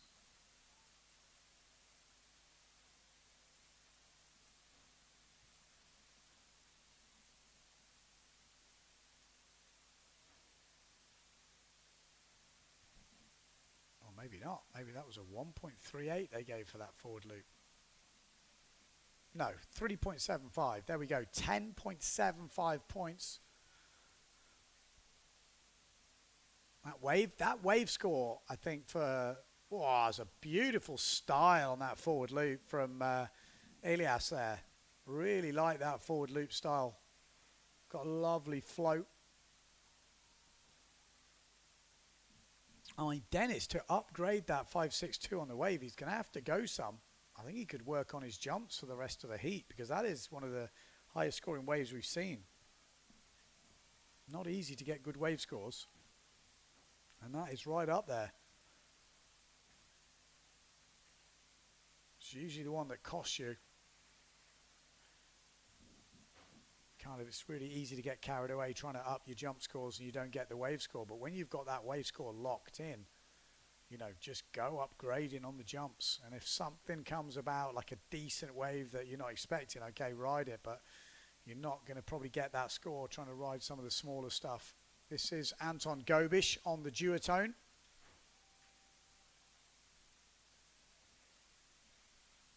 I think Dennis Gonzalez is 13 years old. This is under 15s, obviously, category. You've got to like the tacks, haven't you? You've got to like the tacks.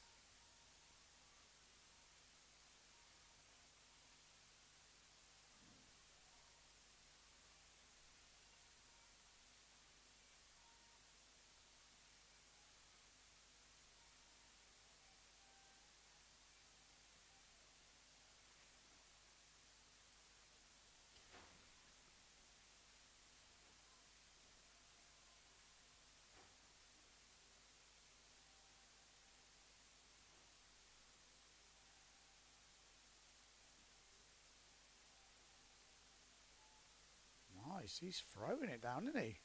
Wave ride after wave ride. I take it back. He might even upgrade. What a turn. He is having a solid heat here, Dennis. He's actually slipped. Oh, that is a hell of a wave. All the way through.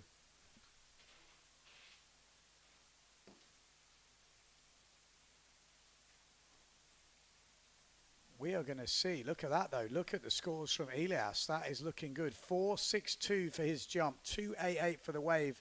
And the jump score 4.88. Dennis got 5.62 on his wave jump score. Second jump score is probably what's letting him down at the moment. And that could be the difference. What's it going to come through as? Is it bigger than the 5.62? I'm not sure. But it looked pretty good. These two are going to have a good battle. Probably getting himself back in the mix. George Papadas in third place at the moment.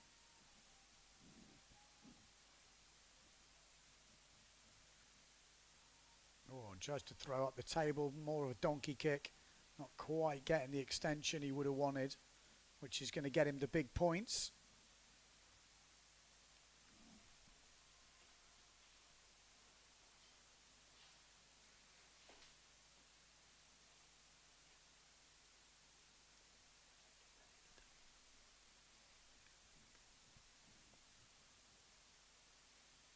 Okay, so got a slight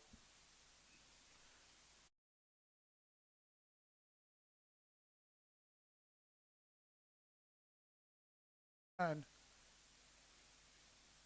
from George,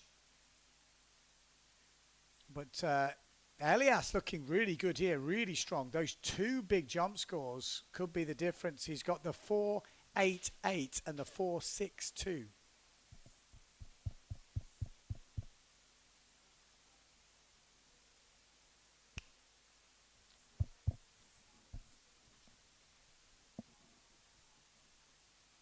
Anyone in my ear?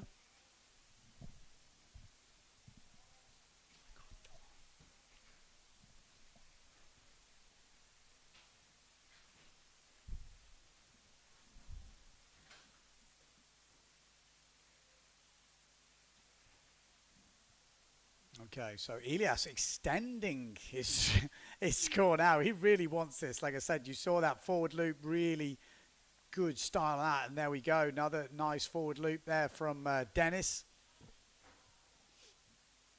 But Elias Antolin looking like this is the highest heat score we've seen so far. 15.38 on the score. Just couldn't land the back loop from Dennis.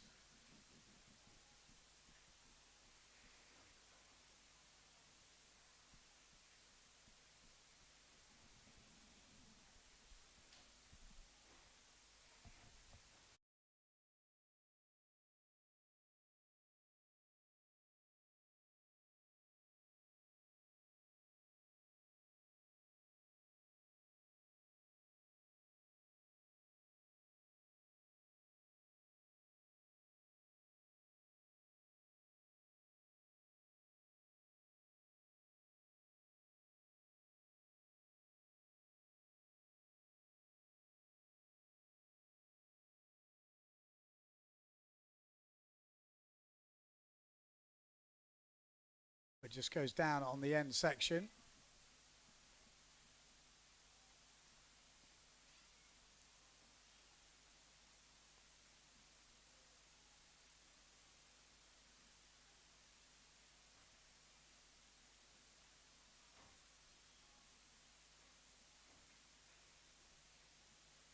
Nice. There's some pretty good turns here, but we've got 1 minute 30 to go. Elias Antolin looks like he's got it wrapped up. Could we see any changes towards the end? I mean, he's had a solid heat here. Wave score coming in, highest wave score, 5.88. Solid jumps, 4.62 and a 4.88. It's going to take maybe a back loop from Dennis to really challenge here. He's got it, and he's got a ramp here. Keep your eye on the pink sail from Simmer. Could he get the back loop at the end? He does get it. Oh, that could be the difference maker. Has Dennis Gonzalez just put this to bed? with 1 minute to go. That was the difference. We were talking with a few of the Tarifa boys. They said these two are pretty evenly matched, but Dennis does have the back loop. Surely the judges are going to reward that. It's the first back loop we've seen today. We want to see these guys pushing. We could see that up in the 6, 7s. I mean, it was a decent back loop. Like I say, technically very difficult. We've seen, you know, forward scoring around 5. If we're looking at that scale, we should see probably Dennis take this win here. What are the judges going to score it? Let's have a look. Oh, this is going to come right down to the wire with 15 seconds to go. I mean, for me, we haven't seen one back loop today. It's the first back loop we saw. That could be in the 7s, 8s, maybe. Or maybe it's already been, maybe they've already put that jump in. Maybe it's coming at 5-5. Okay. Okay, well, there we go. That is the end of the heat. We'll wait for the scores to be confirmed, but it looks like Elias could have took the win there, even though that back loop looked pretty good. We'll wait to come back after these short ads.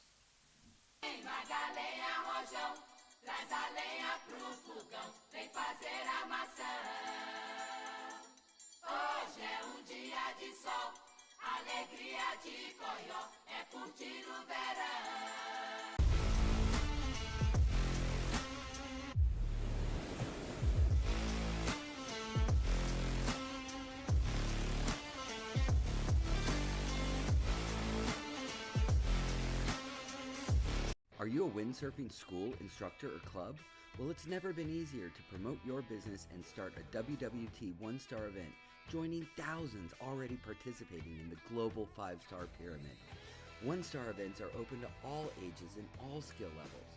Flat water? No problem. Waves? No problem. The only requirement is fun. Head to worldwindsurftour.com today for easy steps to sign up. Bring them to the water and let them play.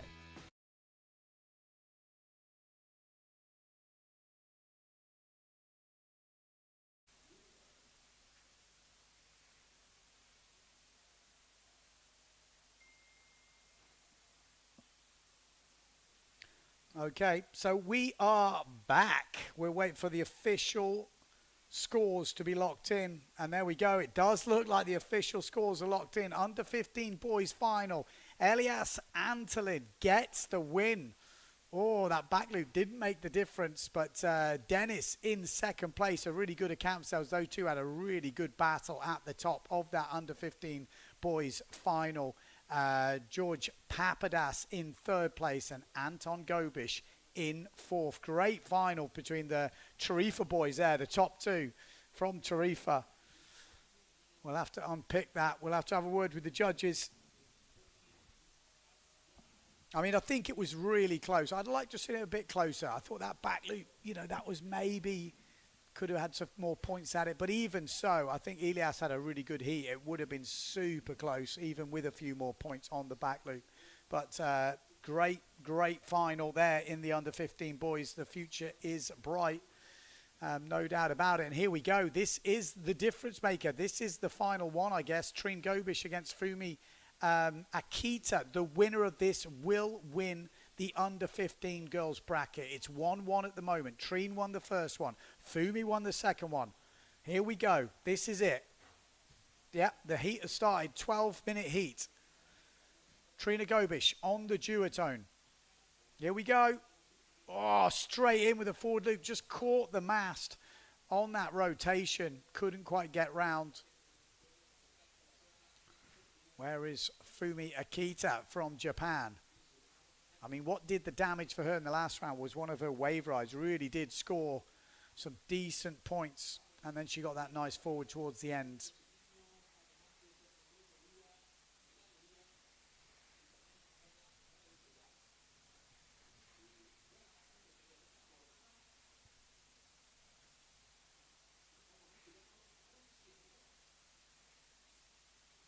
Few comments on here. We've got I looked forward at the age of 23, says Toasty. Still doing them at 59. Good lad, mate. Good lad. He said the fact these guys are doing them at 10 years old is mind-blowing. Oh, it's crazy at 10 years old doing decent forwards. 13 doing back loops. You know, it's pretty impressive. So, yeah.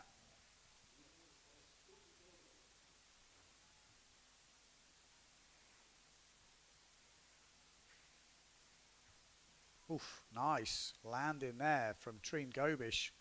That's probably going to put her in the lead.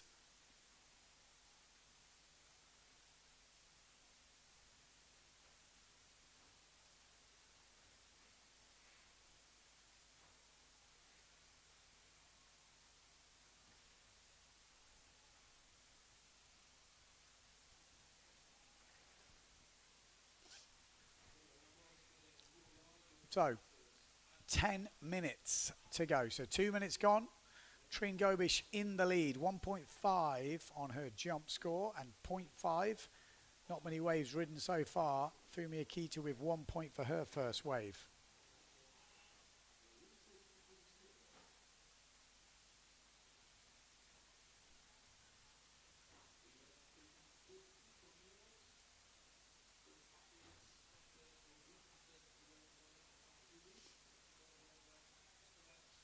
Looking for that wave ride. That looks like a good wave. Can she find the bottom turn, top turn combo that's going to give her the points? Fumi Akita just running out a bit of power, but does go around that front side turn and get some little backside turn. Another backside. That's going to be her best wave so far. As they go to the inside. Low tide at Pozo. You can actually, it's all sand there. So where Akita is at the moment, you know, it's rocks on the beach, but as you're in the water, it's actually a flat, sandy bottom, which is pretty nice. Here we go, Trine Gobish on the yellow duotone further out. Are we going to see a forward loop from her? We know Fumi Akita can throw them down, and the winner of this will take the title at the Gloria Windsurf World Cup here in Gran Canaria, Pozo Beach. So it's 1-1 at the moment, and this is the third and final round for the under 15 girls. Oh, look at this, going to get an opportunity maybe here. Fumi Akita got a ramp. Oh, goes for it. Just gets a little stuck. She's going to water start away, but it's not going to be the cleanest of forward loops.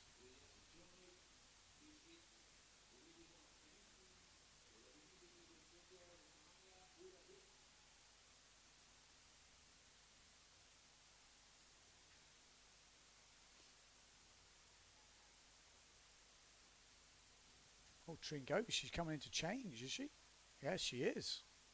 So maybe taking a smaller sail, bigger sail. We don't know which way round. We'll have to give it the eye test. But at the moment, Fumi Akita is leading. So maybe she was wanting to get her jumps in. Looks bigger, doesn't it? Does it look bigger? Anyone got good eyesight? There's Dad, Mr. Gobish. We've got Hannes Gobish, Peter Gobish, Trine Gobish, Anton Gobish. A lot of Gobishes. Lars Gobish. Family affair.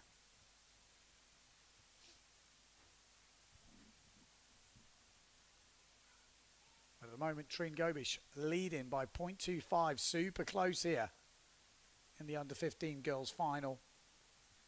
Like I said, if you are tuning in, not the crazy conditions we're used to seeing in Pozo, but I think it's good for you guys at home to see it, because sometimes, you know, Pozo can give off this impression it's just too extreme. And don't get me wrong, it can be.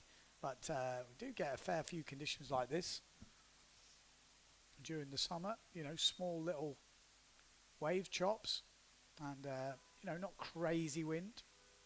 Oh. Well, there's a car alarm. That was a nice forward loop from Fumi Akita. That's the best forward loop we've seen so far. And I think that's going to score some points. That could, well, that will put her into the lead. So expect to see the Japanese rider go into the lead with 6 minutes to go. Gets a little shot there. Still waiting for that jump score to get locked in. And there it is. Locks in a 3.62. Great score for that forward loop. Wow. This would be pretty big for the Japanese rider if she could hold on to this lead. Really big improvements over the last year, since the last Gran Canaria Gloria Windsurfing World Cup. Trine Gobish is not going to give in easy though. And that's a great first turn from Trine Gobish. This will be already a counting wave. Another good turn here would put a massive score. Oh, hello. Judges will like that. She doesn't go in front of the wave though because she was nearly on the beach. Now, how will the judges score it? It's going to be a decent score. She's got a 1.75 already on the wave. Or is that the 1.75 that just dropped? I would imagine it would score more than that.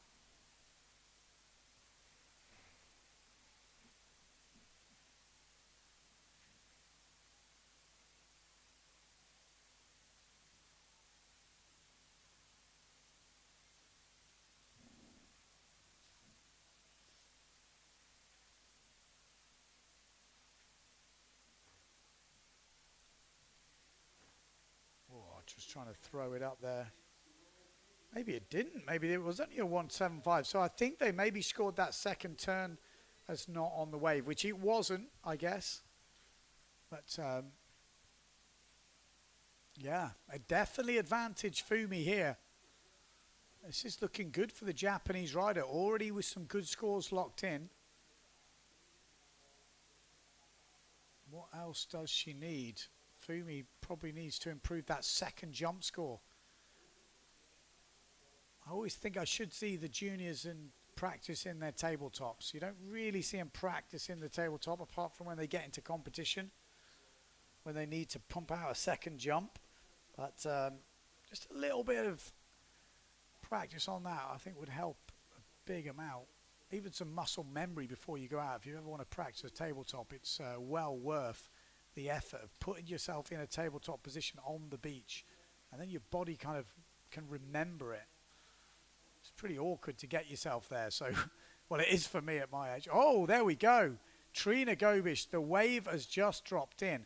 5.38 for that wave, and that has put her straight up into the lead in this heat. I thought it was a bit harsh, the 1.5 or whatever we were seeing. Unless she's just pulled off another wave ride. Oh, and there's a decent height on that forward load. Just getting the rig caught again. You're going to have to get her hand down the boom. She's quite light, so she's getting kind of pulled, which means she ends up sheeting out, which is catching that. Looks good technique, but she's such a light rider. I think she's getting just pulled off a rotation. Wow, there we go. That has really changed things now. 5.38 for that wave, a 2.12 for the jump, a 1.65 for the backup jump. She's on to 9.15 points. And Fumi now, with 2 minutes to go, has got a lot of work to do. I mean, I thought it was a very nice wave. And I was expecting some scores. I was wondering what happened. There was a slight delay, I think, in him coming through. But they got there in the end. But not good news for the Japanese fans because Fumi's got a bit of work to do here with 1 minute 50 to go. Yeah, and she's not found a wave on this run. Does still manage to get a turn in, but it's not going to upgrade her wave that she's already counting.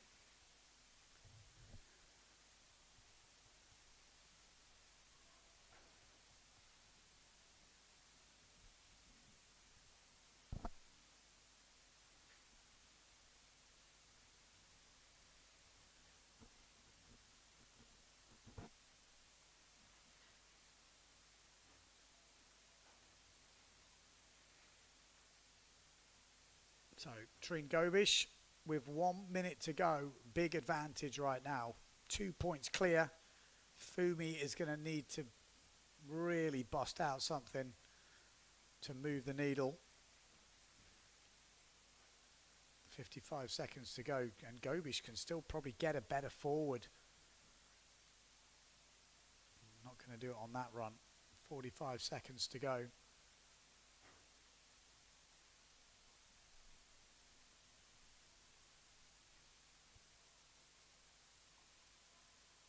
Clock is counting down, and it's getting closer and closer to Trine celebrating this third round victory and the overall title here in Gran Canaria for the Gloria Windsurfing World Cup. If it stays like this, Trine will be the under-15s champion in the girls, but she's been pushed all the way by Fumi Akita. But like I say, with 5 seconds to go, that will be it. And Trina Gobish will take the third and final round of the under-15 girls. Great competition between these two. Really exciting to watch. You can see they're going to be pushing each other as they get older through these competitions. But that's it for the under-15 girls. Impressive stuff. I think we're going to take an ad break, and then we'll be coming straight back for the final round of this schedule. There's an island where sometimes the best stories are the ones you never planned.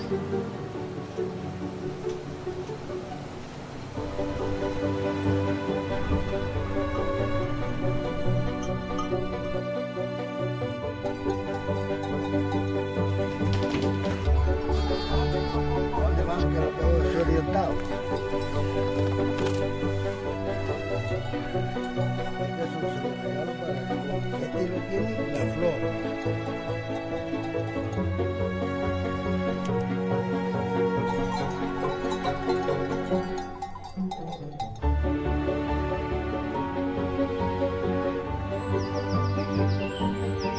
Gran Canaria, an unscripted island.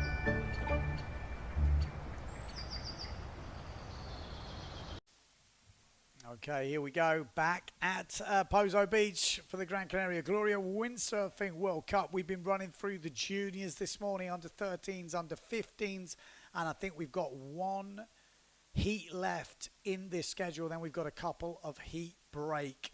So I'm pretty sure we've got the under 13 boys coming up for their third and final run. We're going to have Eric Gonzalez in this. We're going to have Danny Sky and Tiva Sasha. So obviously going to have that 30-minute heat break after this heat to assess the conditions. That's what they're going to do. They're going to assess the conditions, and then we will be having a look how we're going to move forward, because there was a schedule all the way through until this under 13 boys third run. So that is, like I said, that is exactly what you're going to be seeing next up. So far, Eric Gonzalez is the man, or the boy, I should say, 10 years old. He's been absolutely dominating in this under 13 boys discipline, and it'll be exciting to see what he's going to be pulling off in this next heat. So I can see Danny Sky out there at the moment, so they are getting ready. There we go. Hooter is up. We've got the green flag, so we are go. And there we go. Eric leaves the beach. There he is.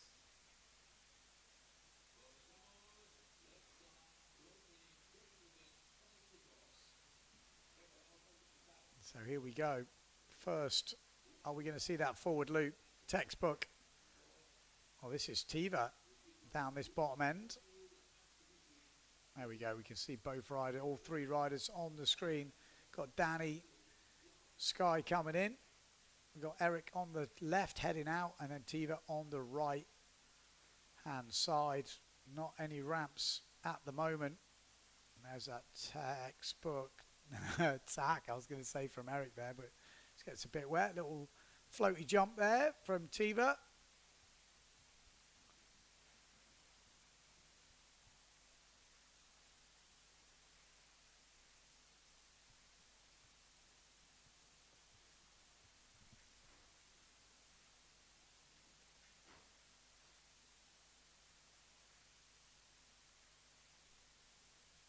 Oof, just getting a bit of shore break action down there.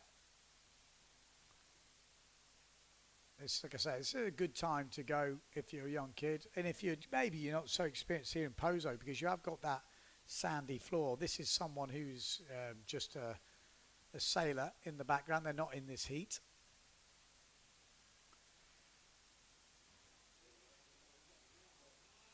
So, Eric, what you got for us, son? What you got for us? He's had some heats today, hasn't he? Gotta say, he's getting his money's worth.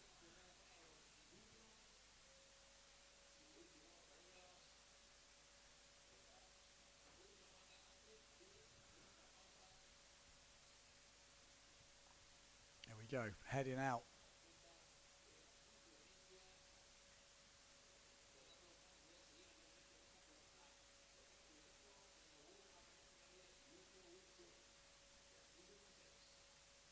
He's not in the heat.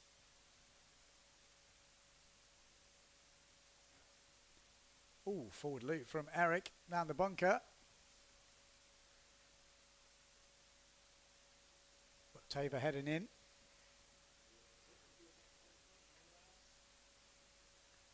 So ticking off a few heats today is always good in a week that we've got, you know, the conditions, the forecast we've got is not epic by any stretch, so we do need to get some in. Not in the heat, this guy.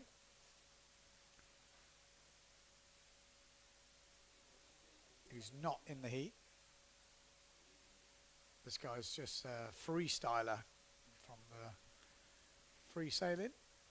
Here we go. This is Eric and Tiva.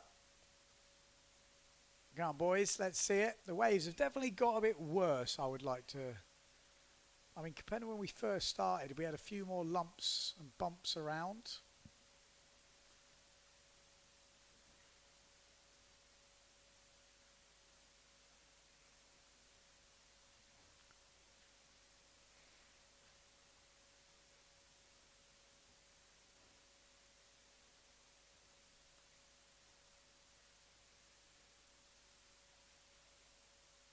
Oof, nice little floaty jump there from Tiva Sasha from Guadalupe. Eric has already got a 3.62 forward loop in and some smaller waves. He likes that backside turn straight into front side. Lots of speed, keeps his speed. I mean, 10 years old. I mean, pretty impressive, isn't it? 2 hits on that one. Could be good night. He has been dominating this age group in the last run, so good to see.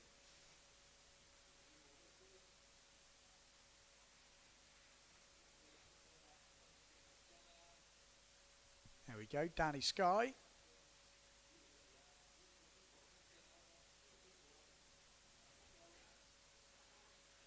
Cruising around out the back. Probably nice, this, isn't it? No one on the water, having a little cruise around, your first competition. Seeing if you know, if you like it. Great time to go sailing.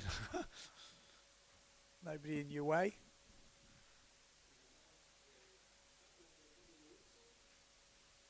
Here we go. Eric, what's he got for us? He's hunting down something, isn't he? Hunting it out. 6 minutes 50 on the clock.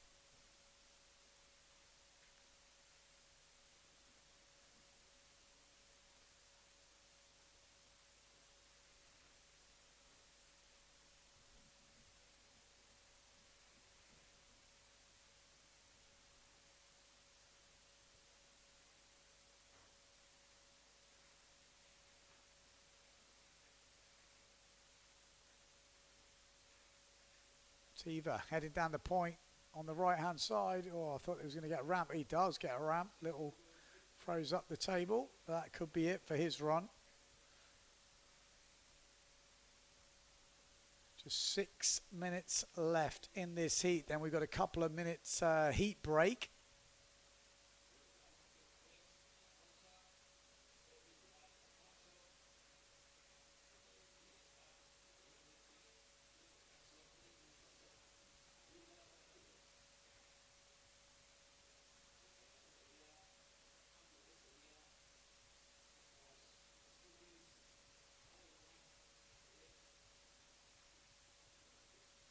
Danny Sky, 5 minutes 30 on the clock.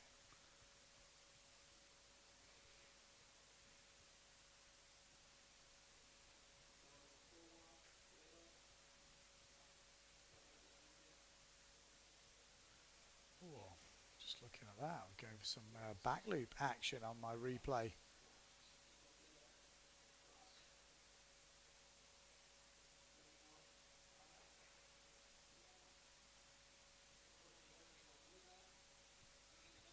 There we go. Right, 5 minutes on the clock. Like I say, juniors on today, some smaller conditions, not crazy windy, but just great to get these under 15s, under 13s on the water, getting some action. Already had some pretty epic heat so far. I'd say maybe, you know, the obviously under 15s final was a bit of a standout. We've had the under 15s girls just going toe to toe, you know, really good. Came down to that last one between Trina Gobish and Fumi Akita. And then we've got this under 13s category, which Eric Gonzalez has pretty much dominated, to be fair to him. He's been a massive standout. I actually thought he was going to make that under 15s final. I'm still need to see those scores again, because maybe I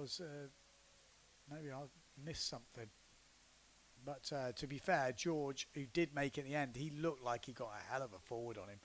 So I could have missed something off the screen, which maybe got added in later, which can happen, 100%. Here's Danny Sky in his first ever windsurfing event. So maybe this is the one that motivates him, seeing other young kids on the water. It always motivates the other kids. Like I say, they don't want to see us old men hanging around. That's not motivating them. Other kids motivate kids. So the more times you can get a group of them together, that's what's really going to fire them up. Well, that's my theory anyway, because I've got 2 young daughters, and I'm keen to see them doing some sort of sport. It would be good to do some water sport, because obviously Dad's into water sport. But we'll have to see. I just got to keep them away from the horses. That's all I've been told. I got friends that are like, Ben, whatever you do, keep them away from the horses. I mean, forward loop on the way in from Eric with 3 minutes to go.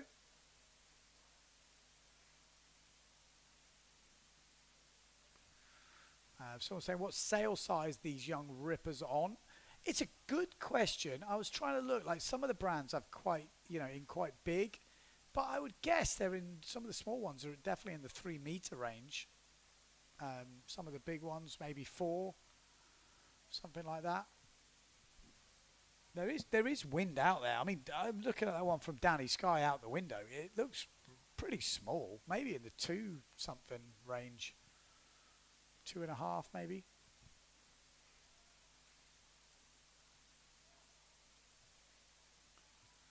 But 2 minutes 20 on the clock. And this is Tiva. Oh, he loves to go next to the rocks. Like I said earlier, he's from Guadeloupe. They sail, I guess, on reef and stuff like this. He doesn't seem scared with the rocks. When I was that age, I was absolutely petrified of a rock. If I could see a beach like that next to me, I would be nowhere near it. I was scared to go out to sea. I was still sailing on a lake, like backwards and forwards. Probably, maybe I was doing a few chop-ups by then, actually. But I was still on a lake. I definitely wasn't on the sea yet. I was a late adopter to the sea. 1 minute 35 on the clock. Conditions, I would say they've got worse. From where we started, we had little peaky sections in the places you could see that the kids were like getting these little jumps in, getting a few more wave rises. Definitely gone a little bit flatter. As I say that though, Eric's on a little wave here. Backside turn, looking for the front side. Got really good technique. Just keeps his weight forward. You can just see he knows what he's doing at 10 years old. Worrying to think what he could be doing in a few years.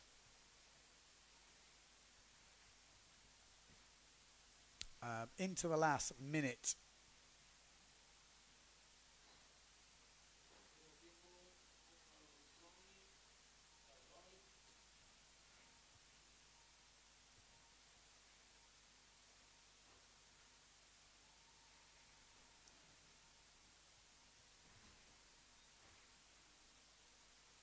we go.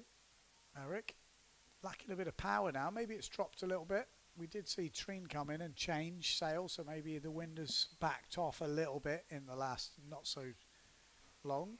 20 seconds on the clock as we come down to the last heat of this early under 15s, under 13 section. Oh, we're hearing someone say one-handed. Una mas. That's one-handed, isn't it? Maybe a one-handed forward we missed. Someone, commentator on the beach, going crazy.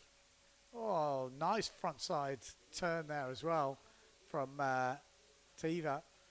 But there we go. That is the end of the heat, the under 13 boys. So I think we can pretty much announce the official results there. Eric will be the winner of that under 13 boys category. So he will take the under 13 boys title here at the Gloria Windsurfing World Cup. Tiva Sasha will be second and Danny Sky in third place. So a great performance from these boys. 3 runs, 3 wins out of 3 for Eric, 3 second places for Tiva and 3 third places for Danny. So really easy to work those ones out.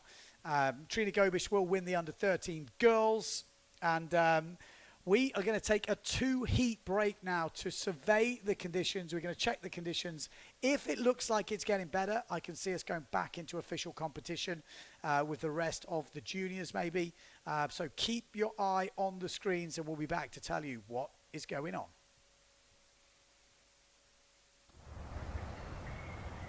There's an island where sometimes the best stories are the ones you never planned.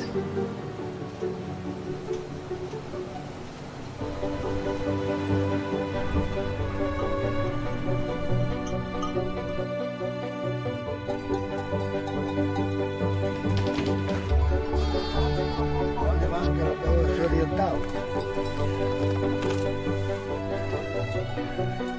Este es un regalo para el este lo tiene la flor.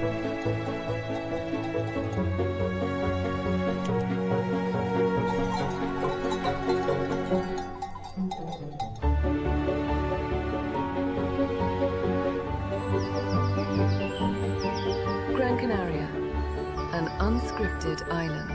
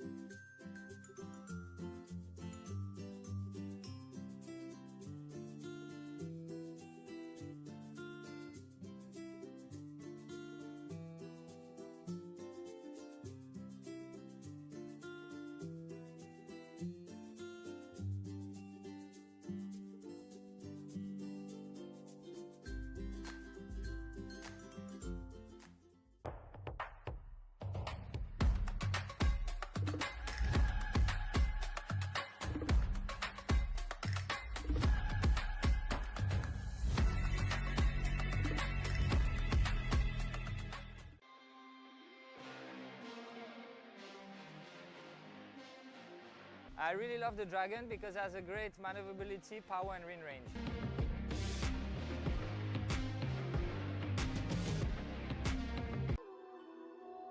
La KS3 Lithium es tan ligera que se convierte en una extensión de ti. Descubres una nueva forma de sentir la ola. Y ahí es cuando nace tu surfing más creativo.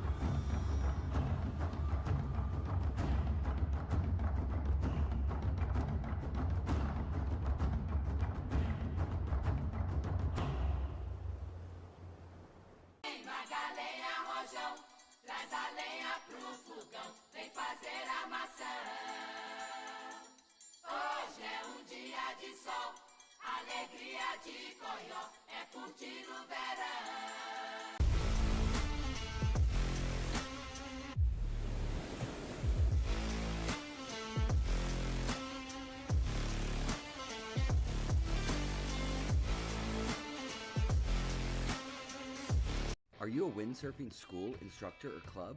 Well, it's never been easier to promote your business and start a WWT one-star event, joining thousands already participating in the global 5-star pyramid. One-star events are open to all ages and all skill levels. Flat water? No problem. Waves? No problem. The only requirement is fun. Head to worldwindsurftour.com today for easy steps to sign up. Bring them to the water and let them play. Hay una isla donde a veces las mejores historias son las que nunca planeaste.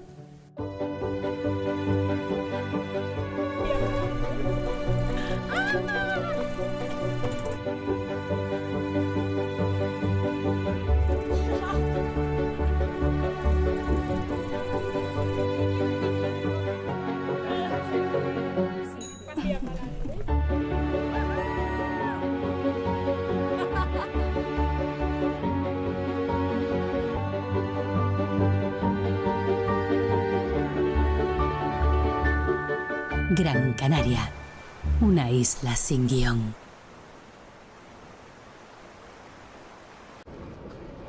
There's an island where sometimes the best stories are the ones you never planned.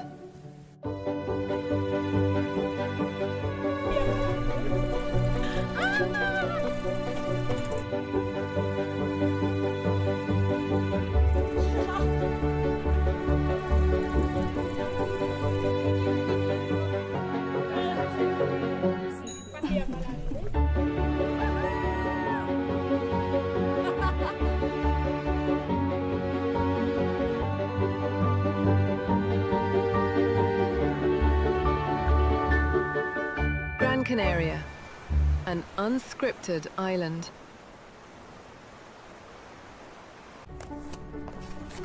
Hay una isla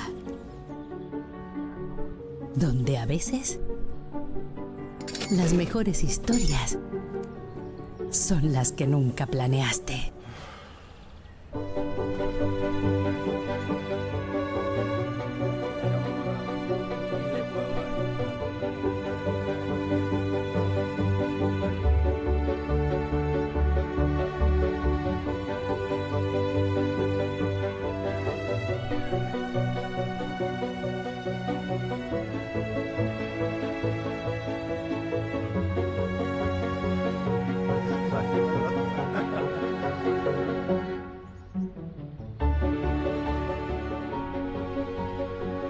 Gran Canaria, una isla sin guión.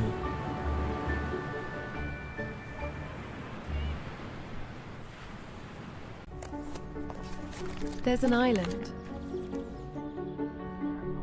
where sometimes the best stories are the ones you never planned.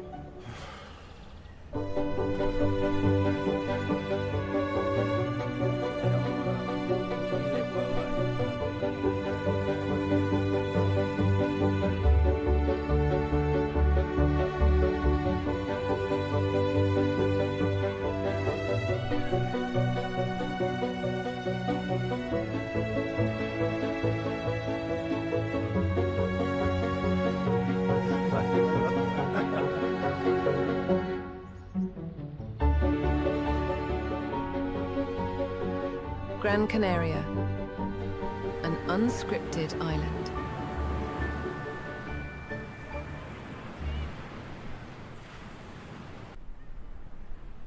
Hay una isla donde a veces las mejores historias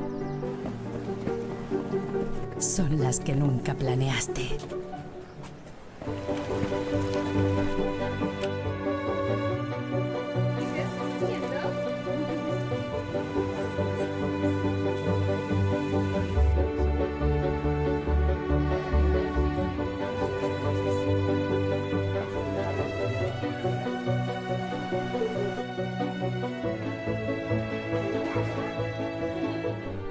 Gran Canaria, una isla sin guión.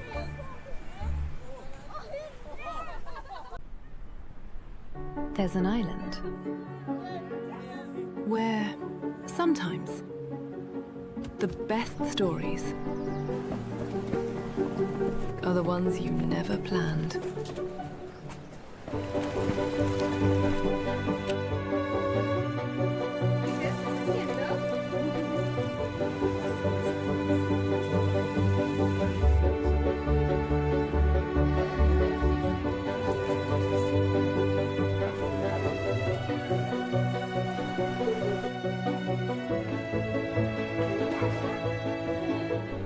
Gran Canaria, an unscripted island.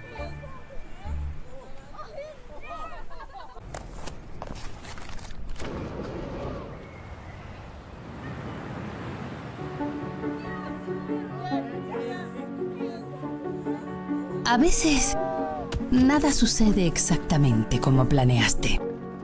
El destino se toma su tiempo y cambia tus planes cuando menos te lo esperas.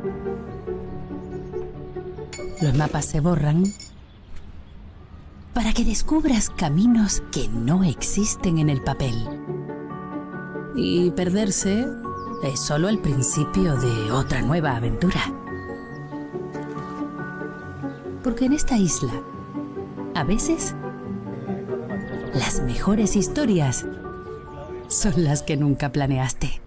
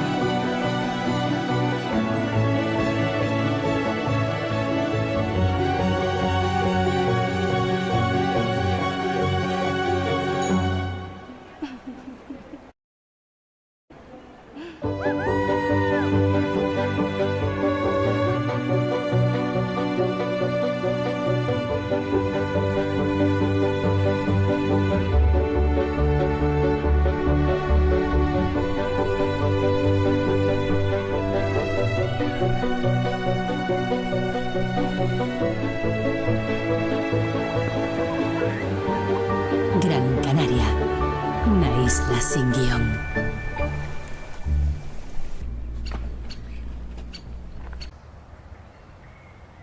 Hay una isla donde a veces las mejores historias son las que nunca planeaste.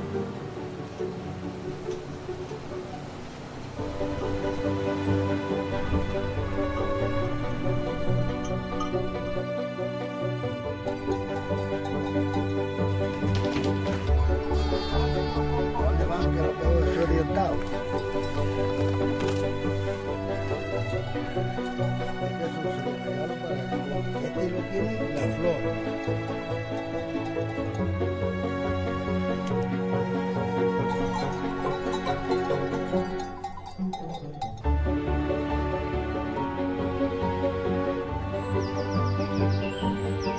Gran Canaria, una isla sin guión.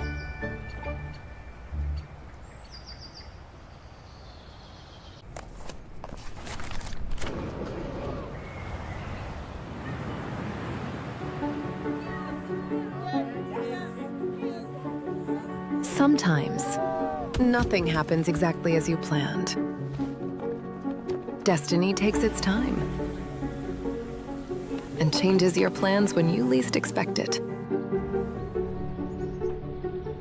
Maps fade away, so you can discover paths that don't exist on paper. And getting lost is just the beginning of another new adventure. Because on this island, sometimes the best stories are the ones you never planned.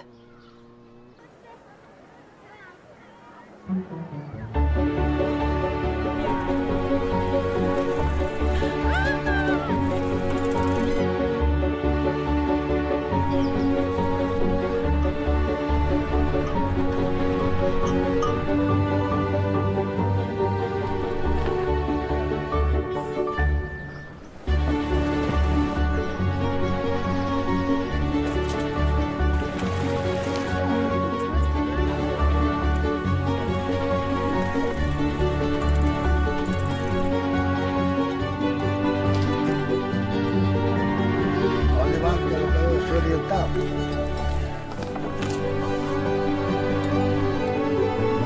Este no tiene una flor.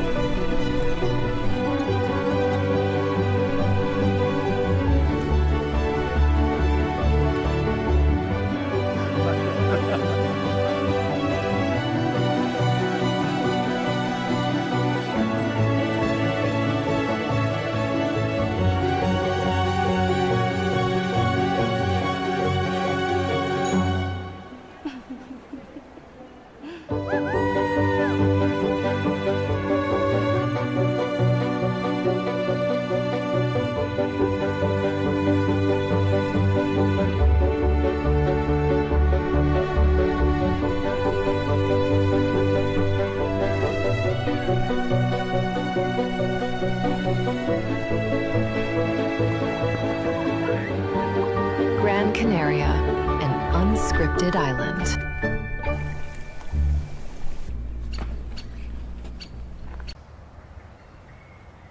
There's an island where sometimes the best stories are the ones you never planned.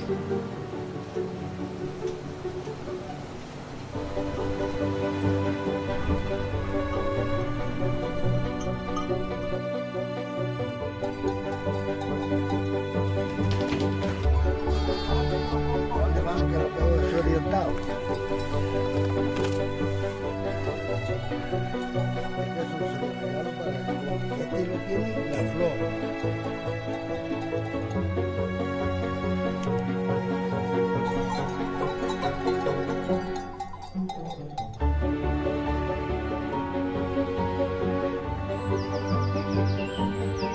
Gran Canaria, an unscripted island.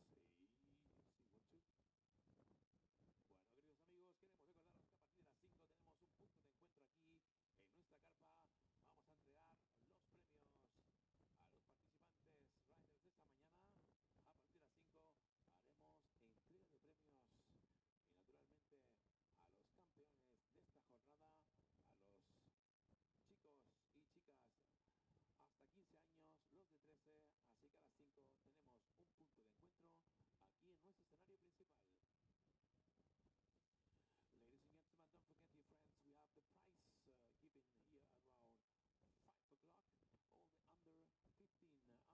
All the under 15, under 13 boys and girls, we have a meeting point here and our big cell pavilion. Meine Damen und Herren, nicht vergessen, ab 17 Uhr haben wir unsere Siegerrund für unsere Mega-Event.